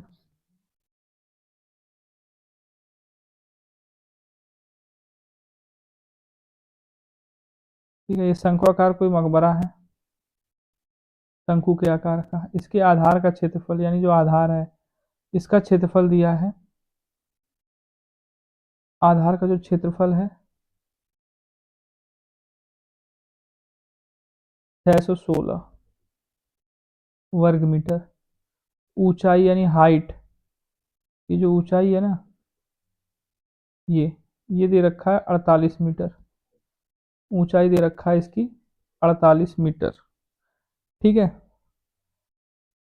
और जो रेट चल रहा है, मतलब दाम चल रहा है इसका, वो चल रहा है 150 रुपये प्रति वर्ग मीटर, यानी 1 स्क्वायर मीटर अगर आप प्लास्टर करवाओगे तो 150 रुपये ले लेगा आपसे मिस्त्री, ये रेट चल रहा है, ठीक है। तो बोल रहा है कि वक्र पे जो इसका मकबरा है, वक्र पृष्ठ जो क्षेत्रफल है इसकी, जो प्लास्टर कराना है इसको, तो कितना खर्चा आएगा। तो वक्र पृष्ठ का क्षेत्रफल निकालने के लिए वक्र पृष्ठ का जो क्षेत्रफल होता है वो कितना होता है इसका, वक्र पृष्ठ का क्षेत्रफल, वक्र पृष्ठ का क्षेत्रफल होता है पाई आर एल। देखो आर भी नहीं पता, यानी त्रिज्या भी नहीं पता हमें, ठीक है, ऊंचाई पता है, एल भी नहीं पता, तो चलो सबसे पहले यहाँ से निकाल लेते हैं। तो क्षेत्रफल है, आधार का क्षेत्रफल है 616, तो आधार क्या है, वृत्त है, तो वृत्त का क्षेत्रफल कितना होता है, पाई आर स्क्वायर होता है, तो 616 यानी पाई आर स्क्वायर, तो आर स्क्वायर बराबर कितना होगा 616 बटे में पाई, पाई का मतलब 22/7, 2 से 11 बार में कटेगा, 2 तिया 6, 2 अट्ठे 16, फिर 11 से कटेगा ये, 11 दूना 22, 11 अट्ठे 88, यानी 28 गुणे 7,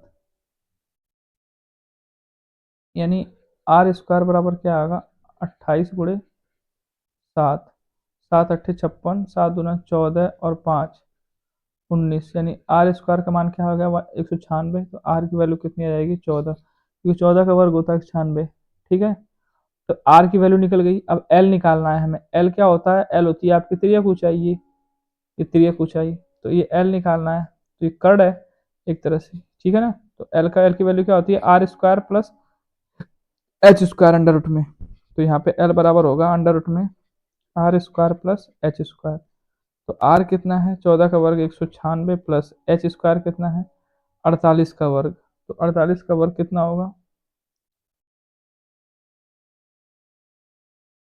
ये होगा 8 64, 8 चौक 32 और 6 38, 4 अट्ठे 32, 4 चौको 16 और 3 19, यानी ये होगा आपका 4, 8 तो 10 का 0, 10 3 13 का 3 1 और एक 2, ये अंडर रूट में हो जाएगा। अब इसको जोड़ोगे आप तो कितना आएगा 6 4 10, ये कितना आएगा 9 और 1 10 का 0 लगा 1, 1 और 3 4 और 1 5, ये 2, यानी 2500 आएगा।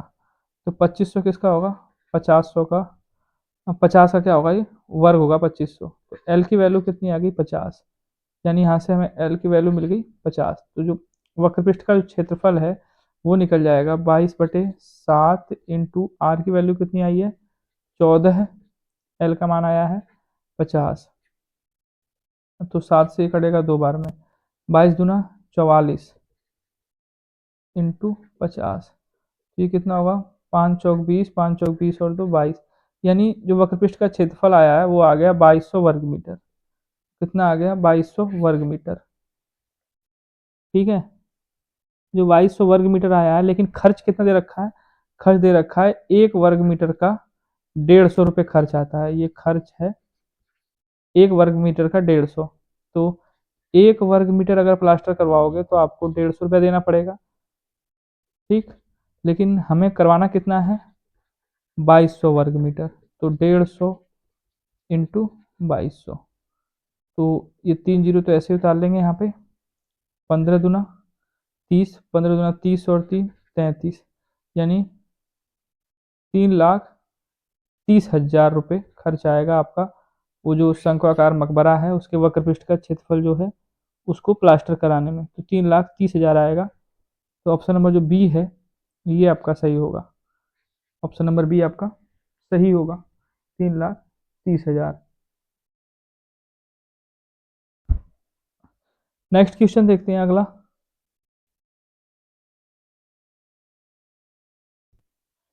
यहाँ पे दे रखा है 2/3 प्लस 4/9 भागे 7/2 माइनस 5/6, ये इस ब्रैकेट में है। इसको हल करना है। ठीक है, तो छोटा वाला ब्रैकेट पहले हल करेंगे। तो इसको हल करेंगे, एलसीएम लेंगे 6 आएगा, 2 तिया 6 तो 7 तिया 21 माइनस 5, ये इसमें हो जाएगा, ये भागे 4/9 प्लस 2/3, तो फिर ये 2/3 होगा प्लस 4/9 भागे 21 में से 5 जाएगा तो कितना आएगा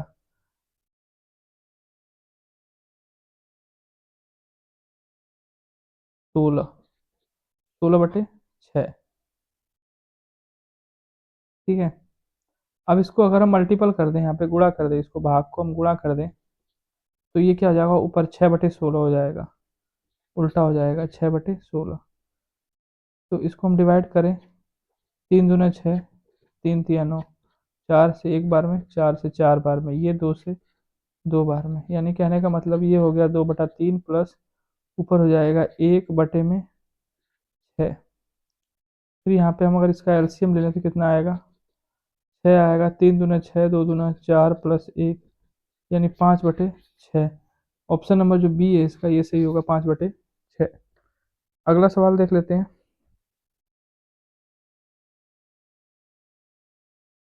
ये रहा 24 नंबर सवाल। ये क्या बोल रहा है, ये बोल रहा है 3.5 वर्षों के लिए 6% प्रतिवर्ष की दर से 540 रुपये पर साधारण ब्याज कितना है। तो ये तो आसान सा है। 540 रुपये पर साधारण ब्याज बताना है 3.5 साल के लिए। ठीक है, तो साधारण ब्याज का फॉर्मूला वही होता है, सिंपल इंटरेस्ट मूलधन गुणे दर गुणे, तो 540 रुपये दर 6%, 3.5, तो 3 को 7/2 लिख सकते हैं, इंटू 100। तो ये जीरो से ये जीरो हट जाएगा, 2 से काटोगे 27 दूना 54। ठीक है, बाकी डिवाइड कर लो आप, 7×6 = 42 होगा ये, इंटू 27/10। तो 42 में 27 से गुणा करोगे, 7 दूना 14, 7 चौक 28 और 1 29, 2 दूना 4, 2 चौक 8, 4 9 4 13, 8 2 10 और 1 11 34, यानी 113.4 आ जाएगा। 113.4 आपका ब्याज आ जाएगा, यानी ऑप्शन नंबर जो ए है ये सही होगा, 113.40। अगले सवाल की तरफ चलें। छोटे छोटे सवाल हैं ये तो। ये दे रखा है अगला सवाल, 25 नंबर बोल रहा है, देखते हैं यहीं पे इसको। 5+5 × 5/5 - 5, इसको हल करना है आपको।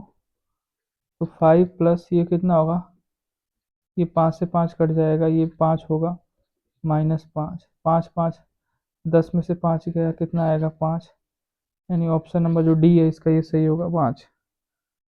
अगला सवाल देख लें। नेक्स्ट सवाल ये है, काम समय का है ये सवाल। ये बोल रहा है 15 व्यक्ति किसी कार्य को 12 दिन में कर सकते हैं, कितने व्यक्ति इसी कार्य को 20 दिन में कर सकते हैं। चलो M1D1 पे 15 करते हैं 12 दिन में, कितने व्यक्ति यानी M2 20 दिन में कर सकते हैं। ठीक है, 5 दिए।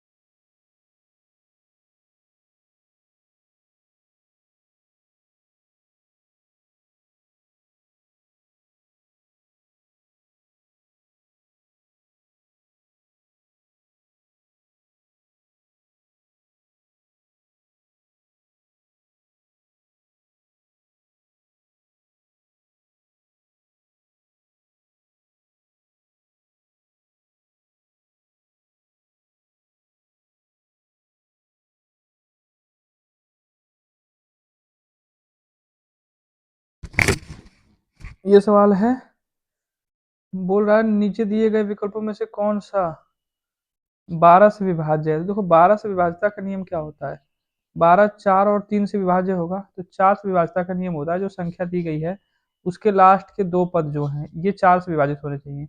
और 3 से विभाज्यता का नियम क्या होता है, जो संख्या दी गई है, मान लो 1 2 4 5 जो भी संख्या दी गई है, इन सबका जो योगफल है वो किससे विभाजित होना चाहिए, 3 से विभाजित होना चाहिए। तो इन दोनों को चलो चेक कर लेते हैं हम। तो लास्ट के जो दो अंक हैं 76 96 92 44, ये अगर 4 से विभाज्य है तो देखते हैं 4 से विभाज्य होगा ये, 4 एकम और 4 दूना सॉरी 4 एकम 4 और 3 4 9 36, ठीक है। अब 3 से देखो विभाज्य है ये, जोड़ो इसको, 6 7 13 13 5 18 4 22 22 8 30 2 32 32 3 से विभाज्य है नहीं है, तो यानी ये नहीं होगा। ये देखो 4 से विभाज्य है ये, तो 4 दूना 8 4 चौक 16, ठीक है 4 से विभाजित है ये। 3 से देखो 9 6 15 15 और 7 22 6 28 28 2 30 3 33, यानी 3 से विभाजित है, यानी ऑप्शन नंबर जो बी है इसका यही होगा, जो 4 तिया 12 यानी 12 से विभाजित होगा। ऑप्शन नंबर बी इसका सही होगा। अगला देखें, तो ये विभाज्यता का नियम है, आपको 1 से लेकर 9 तक पता होना चाहिए, 11 12 13 का ही पता होना चाहिए।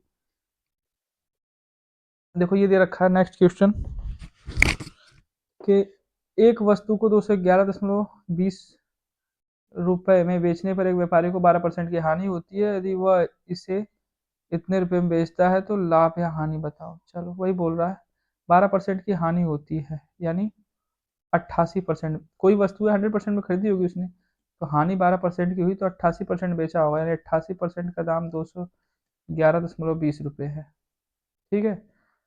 तो 100% का दाम कितना होगा, तो 100% का होगा 211 20/88 इंटू 100, तो 100 से गुणा होगी तो ये 20 हट जाएगा, यानी 211 20/88।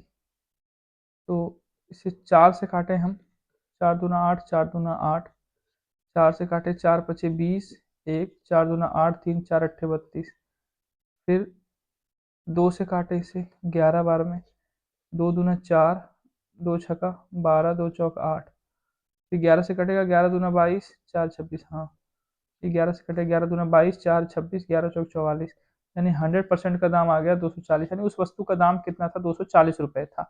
तो 240 रुपये की वस्तु थी, अब बोल रहा है कि अगर उसको वो 248 रुपये 40 पैसे में बेचता तो लाभ और हानि क्या होता, तो 240 की जो वस्तु है, ठीक है, अब उसको बेचने की बात कर रहा है कितने में, 248 रुपये 40 पैसे में, तो लाभ ही होगा, कितने का लाभ होगा, तो लाभ होगा उसको 8 रुपये 40 पैसे का। तो प्रतिशत लाभ पूछा है ना, लाभ प्रति, तो लाभ या हानि हमेशा किस पे होता है, क्रय मूल्य पे, तो क्रय मूल्य कितना है 240 इंटू 100, 100 से गुणा करोगे ये 840 हो जाएगा, नीचे 240, ये हट जाएगा, जीरो जीरो,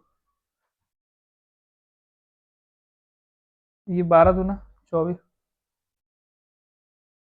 12 सत्ते 84, तो 7/2% की इसको क्या होगा, लाभ होगा, 7/2%, तो मतलब क्या 3.5%, यानी जो ऑप्शन नंबर सी है वही सही होगा, 3.5% का उसको क्या होगा, लाभ होगा।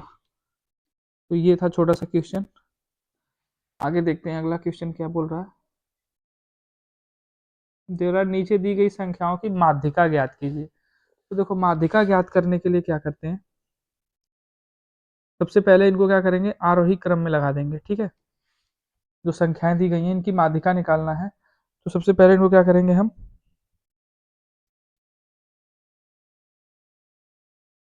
आरोही क्रम में व्यवस्थित करेंगे। तो आरोही क्रम में जब व्यवस्थित करेंगे तो सबसे छोटा क्या है, जीरो, फिर जीरो, देखो ये जीरो कट गया, काटते चलो तो उससे भूलेंगे नहीं, जीरो भी हट गया, ये दो, दो जीरो हो गया।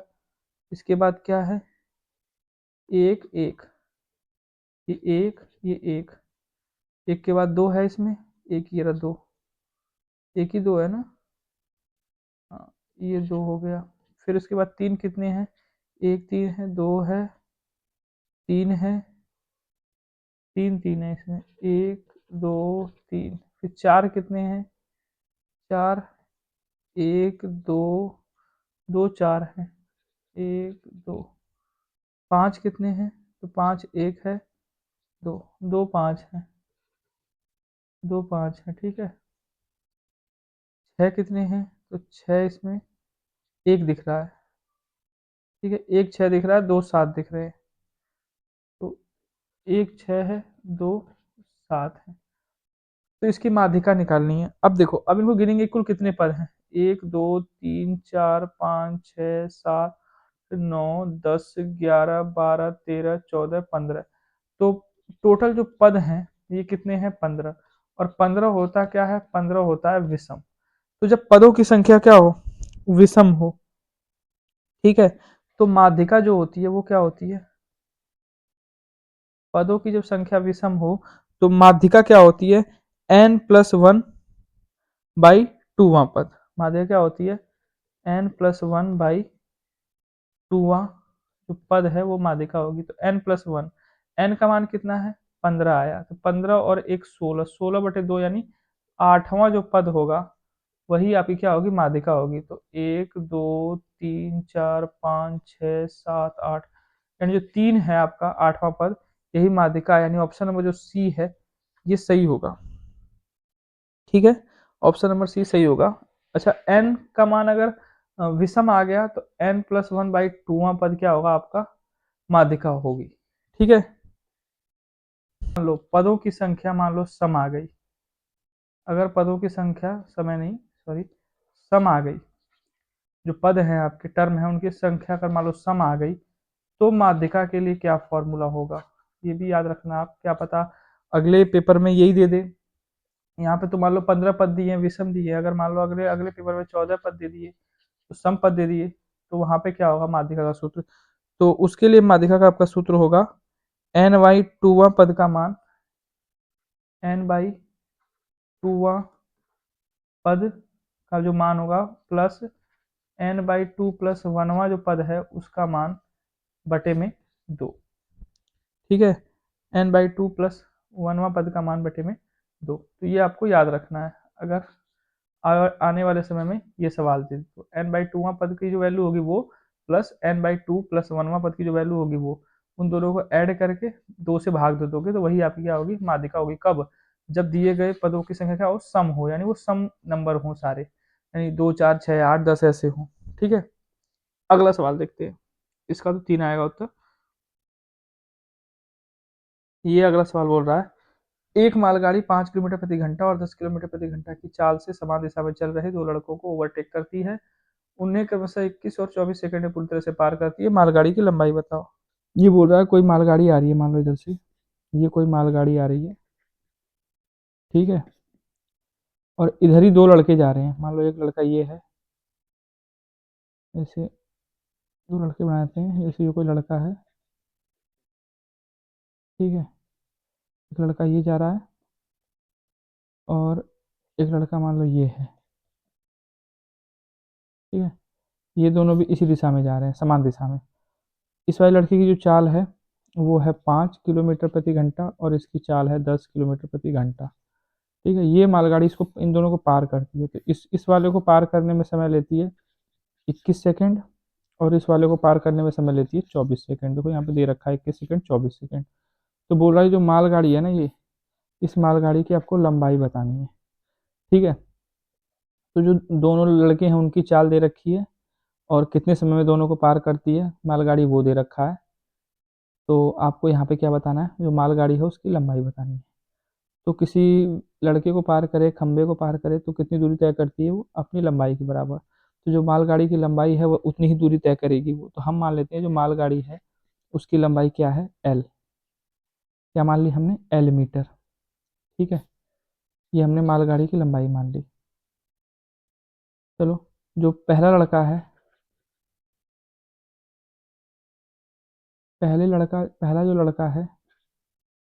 पहले लड़के की चाल चाल है 5 किलोमीटर प्रति घंटा। और यहाँ पे जो सारा जो समय जो दूरी पूछा है ना, लंबाई, ये सारी लंबाई किस में आ रही है, मीटर में आ रही है। ठीक है, तो यहाँ पे जो सेकंड दे रखा है तो मीटर में आ रही है, तो किलोमीटर प्रति घंटा है। तो इसको पहले क्या करेंगे आप, मीटर प्रति सेकंड में बदल देंगे।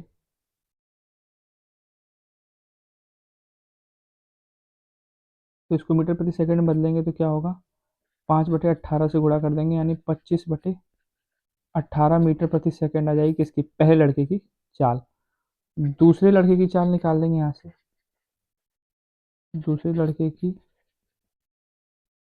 दूसरे लड़के की चाल कितनी आ जाएगी, दिया है 10 किलोमीटर प्रति घंटा। तो 5/18 से गुणा कर देंगे, 2 से 9 बार में, 5 बार में, यानी 25/18 मीटर प्रति सेकंड। दूसरे लड़के की चाल आ गई 25/18 मीटर प्रति सेकंड।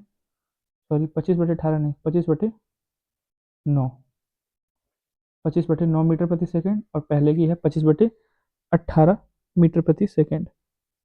ठीक है, अब हम मान लेते हैं जो गाड़ी है, जो मालगाड़ी है, मालगाड़ी की चाल हम कुछ मान लें। हमने मान लिया मालगाड़ी की चाल क्या है, x मीटर प्रति सेकंड। ठीक है, अच्छा, पहले लड़के के सापेक्ष क्या होगी, पहले लड़के के सापेक्ष चाल क्या होगी। तो एक ही दिशा में है दोनों, तो माइनस हो जाएगा, यानी x माइनस कितनी है इसकी, 25/18, यानी x माइनस 25/18 मीटर प्रति सेकंड हो जाएगी। जो दूसरा वाला लड़का है इसके सापेक्ष चाल कितनी हो जाएगी, तो x माइनस 25/9।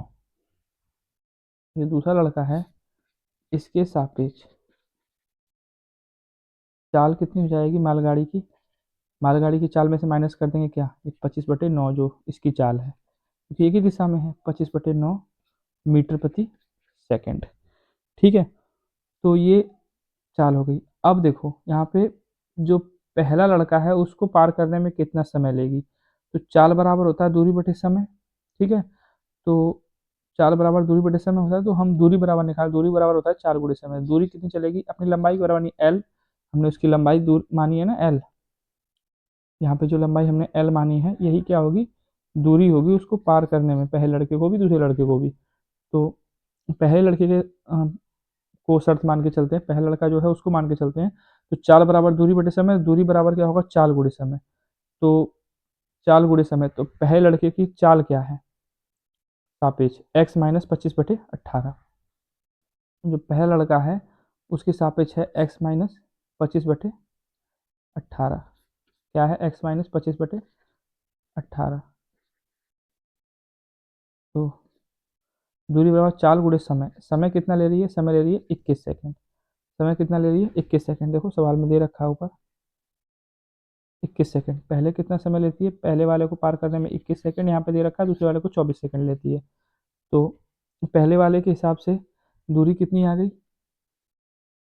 दूरी बराबर चाल गुणे समय, यानी चाल ये है, समय ये है। तो ये इक्वेशन मान लो फर्स्ट आ गई। और दूसरे वाले के में दूरी कितनी आएगी, चाल गुणे समय, तो x माइनस कितना था ये, 25/9। दूसरे वाले की चाल, सापेक्ष चाल क्या थी, x माइनस 25/9 थी ना ये, यहाँ पे दे रखा है ये 25/9। दूसरे वाले की चाल क्या थी, 25/9। तो सापेक्ष चाल क्या होगी, x माइनस 25/9। यहाँ पे हमने निकाला भी है सापेक्ष चाल x माइनस 25/9। तो ये हो गया 25/9। दूरी बराबर चाल गुणे समय, समय कितना लग रहा है, 24 सेकंड ये दे रहा है। ये दोनों समीकरण बन गए। अब देखो ये गाड़ी की लंबाई है, ठीक है ना, ये पहले लड़के के जो शर्त दे रखी है पहले लड़के के तुलना में, यानी पहले वाले लड़के को पार करने में कितना समय लगता है, उस शर्त के हिसाब से गाड़ी की जो लंबाई है इतनी आई है, दूसरे वाले लड़के की शर्त के हिसाब से गाड़ी की जो लंबाई है वो क्या आई है, इतनी आई है, यानी लंबाई तो सेम होगी, यानी ये दोनों इक्वेशन भी क्या होंगे, आपस में बराबर होंगे। तो इन दोनों को बराबर करेंगे तो यहाँ से हमें एक्स की वैल्यू मिल जाएगी। ठीक है, यहाँ से हमको क्या मिल जाएगी, एक्स की वैल्यू मिल जाएगी। तो इन दोनों को हम बराबर कर लेते हैं, यानी एलसीएम ले लेते हैं डायरेक्ट। तो ये क्या होगा, 18x माइनस 25 में 18 इंटू 21, ये बराबर होगा किसके, 9x माइनस 25/9 इंटू 24। ठीक है, देखो ये 3 से कटेगा, 3 सत्ते 21 और ये 3 अट्ठे 24, ये 9 से 2 बार में। ठीक है, और कुछ तो कटने लायक है नहीं यहाँ पे। अब 18 से 7 में गुणा होगा तो 18 सत्ते 126, एक्स माइनस 25 चौक 100, 25 से 75, 175 आ जाएगा, बराबर ये बटे में 2 है यहाँ पे, ये बराबर कितना होगा, 8 से इसमें गुणा होगा, 8 9 72, एक्स माइनस 25 चौक 100, 25 अट्ठे 200। अच्छा, इस 2 से इसमें गुणा करेंगे इधर, तो 126 एक्स माइनस 175 बराबर 2 से इसमें गुणा होगा इस वाले में, तो 2 दूना 4, 2 सत्ते 14, 144 एक्स माइनस 400। 144 में से अब ये 26 माइनस होगा तो कितना बचेगा,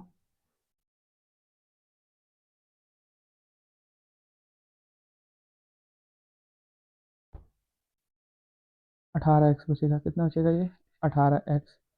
ठीक है, 175 में से 400 जब माइनस करेंगे तो कितना बचेगा, 225।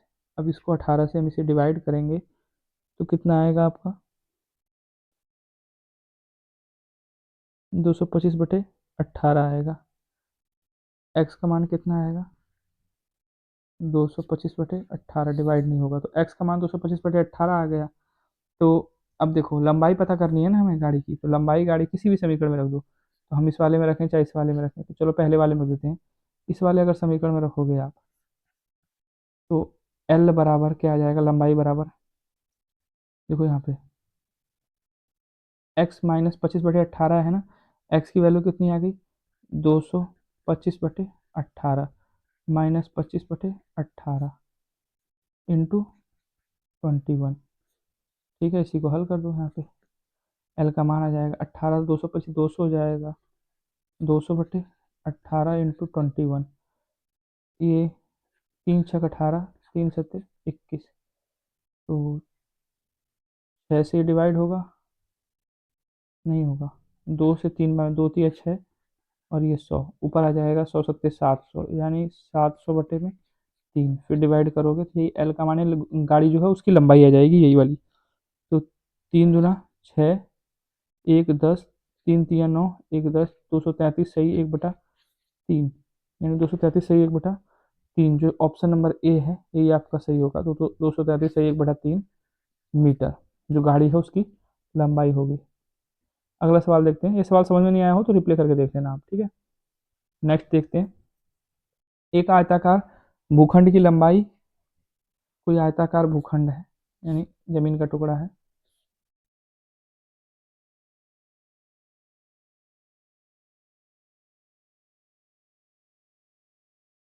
ठीक है, ये आयताकार भूखंड है, दे रखा लंबाई उसकी चौड़ाई की 3 गुनी है, अगर चौड़ाई x है तो लंबाई कितनी होगी 3x, यानी ये भी x, ये कितनी होगी 3x।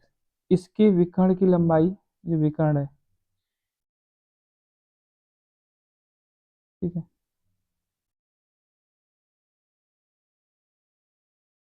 इसके विकर्ण की लंबाई दे रखा है 18 करड़ी में 10 सेंटीमीटर है, तो आयत का परिमाप बताना है। परिमाप, तो परिमाप क्या होता है, दो कोष्ठक में लंबाई प्लस चौड़ाई, यानी इन चारों को भुजाओं को जोड़ना है। तो जब ये 18 कड़ी में 10 है तो ये कितना होगा, ठीक है, तो फॉर्मूला पाइथागोरस वाला है, कर्ण का वर्ग बराबर लंब का वर्ग धन आधार का वर्ग होता है। तो 18 का वर्ग, ठीक है, तो कर्ण का वर्ग बराबर होता है लंब का वर्ग प्लस आधार का वर्ग, तो कर्ण है 18, 18 का वर्ग 324, रूट 10 का वर्ग हो जाएगा 10, लंब का वर्ग कितना होगा एक्स स्क्वायर प्लस इसका आधार का स्क्वायर होगा 9x स्क्वायर, तो ये कितना हो जाएगा 10x²। तो ये 10 से 10 डिवाइड जाएगा x², यानी x की वैल्यू कितनी आ जाएगी 18, यानी ये चौड़ाई 18 होगी, ये 18 36 18 तिया 54 होगी। ठीक है, तो परिमाप निकालना है तो 18, ये भी 18 होगी तो ये भी 18 होगी, यानी 36, और ये 54, ये 54, यानी 108। तो 108 और प्लस 36, यही 54, यही होगा परिमाप, या फिर फॉर्मूले पर रख देना आप। ये लंबाई है, ये चौड़ाई है। ठीक है, तो 118 18 36 और 50 50 100, ये भी 54 होगा ना, 100 108, तो 108 और 36 कितना होगा, वही इसका परिमाप होगा 38 40, यानी 144। तो 144 सेंटीमीटर जो है, ये ऑप्शन नंबर बी सही होगा, यानी ये इसका परिमाप होगा। ऑप्शन नंबर बी सही है, 144 सेंटीमीटर। अगला सवाल देखते हैं। नेक्स्ट सवाल बोल रहा है 2 मीटर त्रिज्या का एक कुआं। ठीक है, 2 मीटर त्रिज्या है, एक कुआं बनाया गया है, 16.8 मीटर गहराई तक खोदा जाता है। ये कुआं खोदा जाता है, मान लो ये कुआं है, यहाँ तक खोदा गया।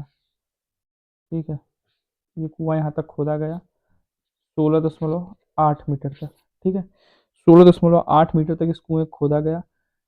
इसमें से खोदी गई मिट्टी को कुएं के चारों ओर समान रूप से फैलाकर 48 सेंटीमीटर ऊंचा तटबंध बनाया जाता है। तटबंध की चौड़ाई ज्ञात कीजिए। बोल रहा है जो जो इसमें से खोदा गया है, इसमें से मिट्टी निकली है ना, उस मिट्टी से इसके चारों तरफ, ठीक है, इसके चारों तरफ तटबंध बनाया जाता है।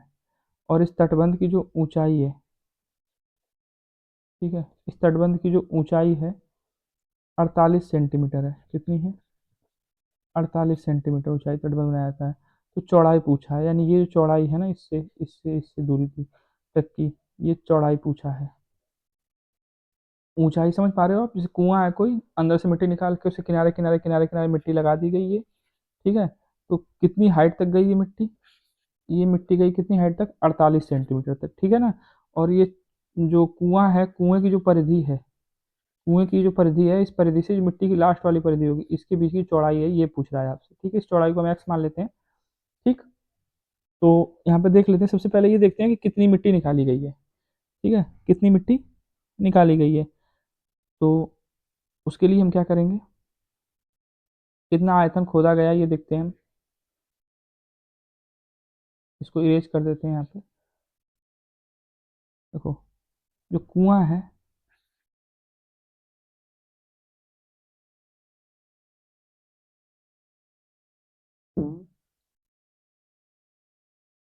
जो कुआं है, इसकी चौड़ाई, उसकी त्रिज्या है वो मानिए 2 मीटर। ठीक है, 2 मीटर मान ली, 2 मीटर त्रिज्या मान ली। और अच्छा, कुआं क्या होता है, बेलनाकार होता है ना, तो इसको खोदा गया, कितना गहरा खोदा गया, 16.8 मीटर खोदा गया। तो आयतन निकालना है, यानी बेलन का आयतन क्या होता है, πr²h। तो जो कितनी मिट्टी निकाली गई है, πr²h के बराबर। ठीक है, पाई का मान होता है 22/7, आर स्क्वायर, आर का मान कितना है, 2 है, त्रिज्या 2 है ना, तो स्क्वायर कितना होगा 4, एच का मान कितना होगा 16.8, यानी इतने इतना आयतन, यानी इतना घन मीटर मिट्टी निकाली गई है। ठीक है, इतने घन मीटर मिट्टी निकाली गई। अब इस मिट्टी को क्या करते हैं, इस कुएं के चारों तरफ मतलब लगा देते हैं, इस कुएं के चारों तरफ लगा देते हैं। तो इसकी ऊंचाई कुएं के चारों तरफ तो लगा देते हैं, तो ये कितनी ऊंचाई तक, जमीन से कितना ऊंचा उठ जाता है, 48 सेंटीमीटर। कितना दे रखा है, 48 सेंटीमीटर। इसको मीटर में बदलेंगे तो 100 से भाग देंगे, यानी 0.48 मीटर हो जाएगा। कितना हो जाएगा, 1 मीटर में 100 सेंटीमीटर होता है ना, तो 0.48 मीटर हो जाएगा। ये कह सकते हो 0.48 मीटर ऊंचाई तक इसको उठा दिया गया है। ठीक है, तो चौड़ाई क्या होगी ये पूछा है, ये चौड़ाई क्या होगी इस परिधि से इस परिधि के बीच तक की। देखो, यहाँ से यहाँ तक की त्रिज्या कितनी हो रही थी, 2। ठीक है, तो ये चौड़ाई कितनी होगी, हमने मान ली x, तो अब त्रिज्या कितनी हो जाएगी, 2 + x, यानी जो नया वाला त्रिज्या होगा वो कितना हो जाएगा, 2 + x मीटर। कितनी हो जाएगी, 2 + x मीटर। ठीक है, अब ये कितनी ऊंचाई तक उठा है, तो इसकी जो हाइट है, यानी जो अब ऊंचाई है इसकी, वो कितनी है, 0.048 मीटर, 0.48 मीटर। ठीक है, तो आयतन कितना होगा? देखो, ये आयतन निकालने के लिए हमें क्या करना पड़ेगा? ये वाला जो आयतन है, इसको, इस मिट्टी का आयतन निकालने के लिए हमको क्या करना पड़ेगा? इस आयतन को निकालने के लिए क्या पढ़ना पड़ेगा?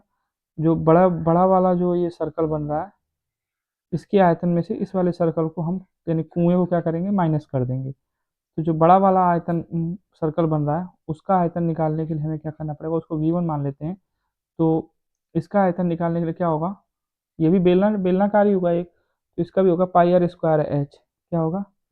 पाई आर स्क्वायर एच।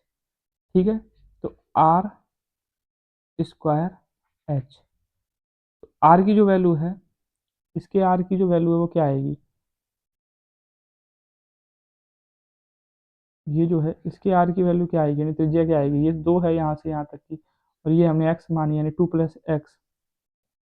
तो क्या हो जाएगा? पाई 2 प्लस एक्स का स्क्वायर, फिर एच, एच कितना है? हाइट, हाइट है 0.48 मीटर। सही है, तो ये तो आ गया पूरा आयतन। अब ये छोटा वाला आयतन कितना होगा? अगर हम 48 सेंटीमीटर तक निकालेंगे, तो इसका छोटे वाले का आयतन निकालेंगे हम, तो कितना होगा? ये भी पाई आर स्क्वायर एच होगा, और इसका आर कितना है? 2 है, तो 2 का वर्ग कितना होगा? पाई आर स्क्वायर एच होगा, 2 का वर्ग कितना होगा? ये 4, और एच कितना है? वही है 0.48। ठीक है, अब हमको इसका आयतन निकालना है ना, तो इस बड़े वाले में से, इस पूरे में से, मतलब इस पूरे में से इस छोटे वाले को माइनस कर देंगे। किसको? इस छोटे वाले, जो छोटा वाला बन रहा था, इसको माइनस कर देंगे खाली कुआं का, तो मिट्टी मिट्टी का निकल जाएगा। तो यानी ये वी, कैपिटल वी पता करने के लिए, जो मिट्टी का आयतन है वो पता करने के लिए क्या करेंगे? V1 माइनस V2 कर देंगे। तो V1 माइनस जब V2 करेंगे हम यहाँ पे, तो क्या करेंगे? यहाँ पे देखते हैं, V इक्वल टू क्या होगा? V1 कितना है? अच्छा, इसमें से क्या कॉमन हो सकता है? पाई कॉमन हो सकता है, पॉइंट इंटू 0.48 कॉमन हो सकता है। अंदर क्या बचेगा? इसको बड़े वाले ब्रैकेट में लिखते हैं, 2 प्लस एक्स का स्क्वायर माइनस 4, ये बचेगा। इसमें से जब इसको माइनस करो, क्योंकि ये पाई कॉमन हो जाएगा, ये वाला कॉमन हो जाएगा, 2 प्लस एक्स का स्क्वायर माइनस 4, ये बचेगा। ठीक है, अब ये वाला जो आयतन है ना, ये आयतन किसके बराबर है? मिट्टी का आयतन जो है उसके बराबर है। और मिट्टी का आयतन हमारा कितना आया था ऊपर? मिट्टी का आयतन हमारा ये आया था, कैपिटल बी जो था ये आया था, यानी ये कैपिटल बी उस वाले कैपिटल बी के बराबर होगा। तो इन दोनों को आपस में हम क्या करेंगे? यहीं पे बराबर कर लेंगे। ठीक है, यहीं देख लेते हैं। ये आया था 22/7 इंटू 4 इंटू 16.8, ये किसके बराबर हो जाएगा? ये बराबर हो जाएगा इसके, ये पाई, पाई का मान क्या है? वही 22/7 है, 22/7 से 22/7 कट जाएगा बाद में, इंटू 0.48, फिर बड़े वाले ब्रैकेट में है 2 प्लस एक्स का स्क्वायर माइनस 4। ठीक है, ये पाई से पाई कट जाएगा, यानी 22/7 से 22/7 कट जाएगा। ठीक है, ये 4 एकम 4, और ये 4 एकम 4, 4 दूनी 8, यानी 0.12 आएगा। इधर बचेगा 16.8, इधर बचेगा 1 2। अब इसको करोगे A square plus B square plus 2ab 4x minus 4। ठीक है, -4 से ये +4 कट जाएगा, 16.8 बटे में 0.12, ये एक्स स्क्वायर प्लस 4x हो जाएगा, एक्स स्क्वायर प्लस 4x। तो से गुणा करोगे तो ये पॉइंट हटेगा, 0 लग जाएगा, और ये तो हट ही जाएगा। कटेगा क्या? 12 एकम 12, 4 12 चौक 48, यानी 140 आएगा।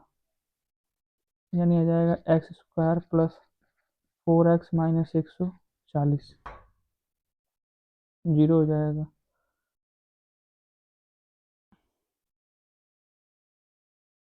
तो ये 14 दहा में 40 हो जाएगा, यानी एक्स स्क्वायर ये जाएगा plus 14x minus 10x minus 140 बराबर 0। यहाँ से हम x की वैल्यू फाइंड कर लेंगे, वही चौड़ाई मानी है हमने। तो x कॉमन कर लेंगे, x प्लस 14 माइनस 10 कॉमन कर लेंगे, x प्लस 14 बराबर 0, यानी x माइनस 10 एक ब्रैकेट में, x प्लस 14 एक ब्रैकेट में। तो x की वैल्यू कितनी आ जाएगी, 10 आ जाएगी, क्योंकि माइनस में तो आएगी नहीं, ये माइनस 14 होगा। तो x की वैल्यू कितनी आ जाएगी, 10 मीटर। और वही हमने जो कुएं की जगत है, जो मिट्टी हमने पाटी है किनारे किनारे, उस मिट्टी की चौड़ाई क्या मानी थी हमने, यही एक्स मानी थी। तो कितनी आएगी, 10 मीटर। ठीक है, तो ऑप्शन नंबर 20 का सही होगा। तो ये थे 13 जून 2022 के शिफ्ट फर्स्ट में पूछे गए सारे सवाल जो हमने इस वीडियो में एनालिसिस किए मैथ क्वेश्चन से, सारे पीवाईक्यू के। उम्मीद करता हूँ वीडियो आपको अच्छी लगी होगी। अगर आप किसी और वनडे एग्जाम्स के मैथ और जीके के प्रीवियस ईयर क्वेश्चंस के एनालिसिस चाहते हैं तो कमेंट सेक्शन में बता सकते हैं। तब तक के लिए best of luck. Thanks for watching this video.